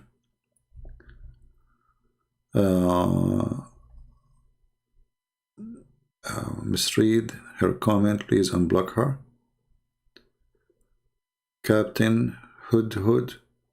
Well, she can come with different name if she is a female or a male. I don't care. Make a new name and come back.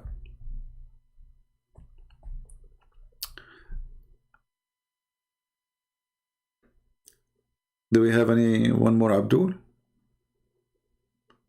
And as you see, like the verses we showed you from the Quran, those are the last, like let's say, years of Muhammad life. And yet Muhammad, he don't have miracles. You know? This is Quran. People are still asking, how come they don't have one sign? So if Muhammad he have any of those miracles, he will say, okay, I did miracle. Are you stupid or what? How many miracles I have to do? But they are saying, if one, just one. And this is the end of Muhammad's life. Still not even one sign sent to him. So if Muhammad he like the tree. I mean, this is a big miracle. You see, you know, sometimes like you want to go do poo and you know there's no bathroom. So if you can, like, you know what? I wish sometimes like I'm like Muhammad. So imagine like you go, let us say, you are in Washington DC and you are in the road and you need to go to the bathroom now. So look, if I were Muhammad, I would say, hey Jabir, go and tell the White House where Joe Biden he is not living now to move here next to the Capitol building so I can do poo between them. Miracle.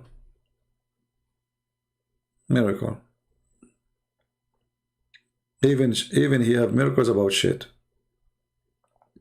Actually, there's a hadith says that when the prophet do poo, the earth open its mouth and swallow his poo, and his pee smell like musk.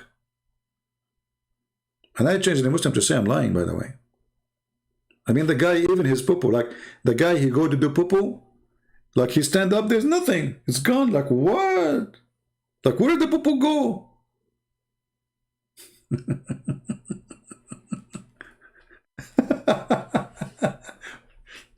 You know, like Muhammad is doing poo, and Muhammad is at 14 hours. So you expect that Muhammad, when he stand up, he will find like a mountain of poo.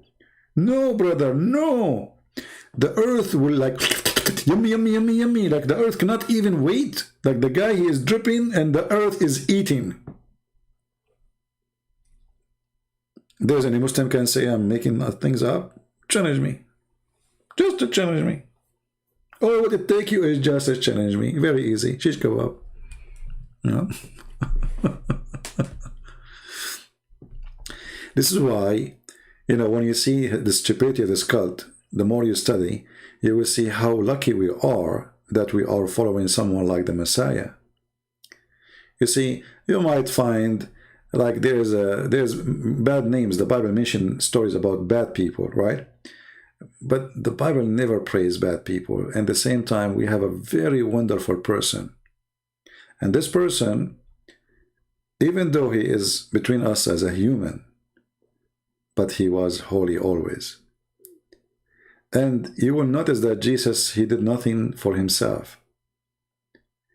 You see, Muhammad supposedly here using the power of God to do poo. What is favor in that? Jesus, he used his power to heal you, to make the blind see. What Jesus will get from that? Nothing. Do he get paid for it? No. Is he doing a short time? No.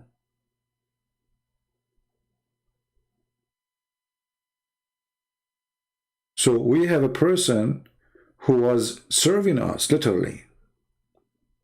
We have a person who said, if you don't let me wash your feet, you don't belong to me. Jesus did not come because he needs you to wash his feet. He did not come to be your king. He came to serve you. And this is what makes Jesus so beautiful. And when we use the word beautiful, it's not about a look. We use the word beautiful because languages cannot describe such a beauty. that there is a person who have such a power over death, over life, giving life, resurrecting people from death. Imagine if any of us, we have little power like this. We will be so proud and kings will bow down to us. Because everybody will die or will die. One word from this person can bring you back to life. He can forgive sin. All of us, we suffer from sin. So instead of using his power to make us his slaves, that's I'm God and go down, you are nothing, he was washing our feet.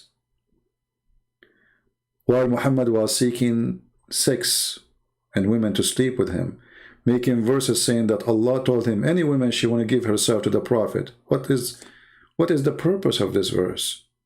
If we can quote a verse, why God want to say any woman she can give herself to Muhammad to sleep with her? What that would do to religion? That's what all cult leaders they share. Jesus, he never seek any pleasure, yet he have a body of a human. He never seek money. He never seek power. He never even own a donkey. And even when he ride a donkey. Very humble. So the people they say, oh, this is the king? This will be the king of the Jews? How he is the king of the Jews, but he is so humble? How he is the king of the Jews, but he is so poor? Where is his palaces? Where is his gold? Where is his silver? Look who is his disciples. While Muhammad was associating himself with the rich people only. If you remember, there's a chapter in the Quran, it's called Abasa wa Tawalla, or Abasa. When a blind man, he came to Muhammad, he kicked the man away from his house. The Muslim story says that this blind man was asking Muhammad questions about Islam. And Muhammad was busy with the rich men of Quraysh. And he don't want the people to see that, look who is associating with him, a poor blind man. So he don't want him. Jesus did the opposite. When the blind man, he said to Jesus, Jesus said to him, what do you want? He said, I want to see, Lord. The blind man, he did not ask, for a sandwich. Blind man, especially at that time, there's no social support, there's no government support. You lay down in the street and you beg for your food. So the normal thing is not to ask for, I want to see. The normal thing is give me, a penny. Let me get a sandwich. This is what people ask for. Even the blind man, he saw Jesus before his eyes opened. He said to him, I want to see, Lord. Isn't it amazing? He's blind, yet he knew that this is the person in front of me, which I cannot see, is the one who can make me see. This is why I say when you read what Jesus did, live the story, because it is going to make it way more beautiful. Imagine yourself that you are the blind man sitting on the floor. And you will not know what a blind man mean until you are blind. I hope none of you will be. But a blind man, imagine you close your eyes for 2 hours. Try it. In the middle of the day and you see nothing. You don't even know how to move in your house, which the house you're used to. So what about moving outside? How you can make living in a time where people who have eyes cannot make living. Yet, this person, he was able to see Jesus. And he said to him, I want to see, Lord. So how many of us, we are not like the blind man? How many of us, we have eyes, but we cannot see? How many of us will reject Jesus, but we have eyes? how we can be very strong in vision like that blind man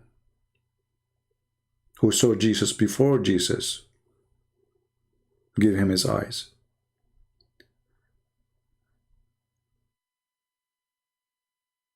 So always it's wonderful to read and live the story and go deep in it.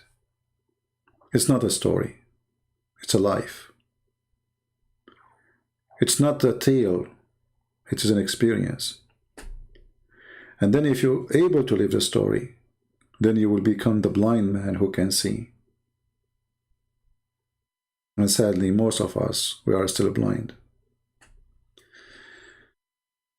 So we pray that we will have eyes who can see, as that blind man was able to see Jesus before even he recovered his eyes.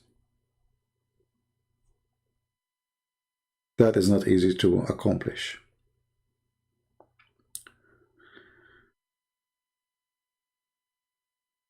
But I believe that at the end of the day, what Jesus said is absolutely true. It's your faith. When you have faith, you will know Jesus, even if you are blind. That's why he said, blessed those who believe and did not see.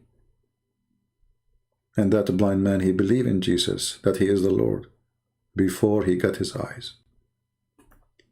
So we pray that all of us, we will be able to do what that blind man was able to do. He had no vision, but he understood. He had no eyes, but he saw what people around did not see. Even the disciple of Jesus, they said to him, why don't you show us the Father and that's it? They have eyes. They are the disciples. Jesus said to them, I am with you all this time and you do not know me. The blind man, he called him Lord. He knew it is him. And he was not one of the disciples. So this story can tell me that there's many disciples, their name is not mentioned by name, but they were disciples. And they were maybe more strong than the disciple of Christ in their faith. And this is one of them. So I want to say thank you for being here. I hope today we have a good time. And feel free to download my videos, share them with your friends. And for sure you can cut them pieces because they are long. Try to make them short, but it's not easy. So anyway, we pray that the Lord will open the eyes of the Muslims and to open the eyes of the Christians too, so they can see how lucky they are. For many of us do not notice. And always, all of us, we don't notice what we have until we lose it. A person who have teeth, he don't notice how priceless his teeth until he start losing them one after one. A person who can walk, he don't notice how priceless his feet and his legs until he start feeling he cannot walk no more. A person who have eyes, he don't even think about how lucky I am to have eyes until he loses his vision. This is how the human being is. He appreciates not what he have. But time will come, and what you've been given will be taken away from you. You will be stripped from your eyes, from your feet, from your health. And then you will remember to appreciate. So you better appreciate now before it is too late. Thank you. God bless you and see you soon again. Christ is Lord. Amen to that.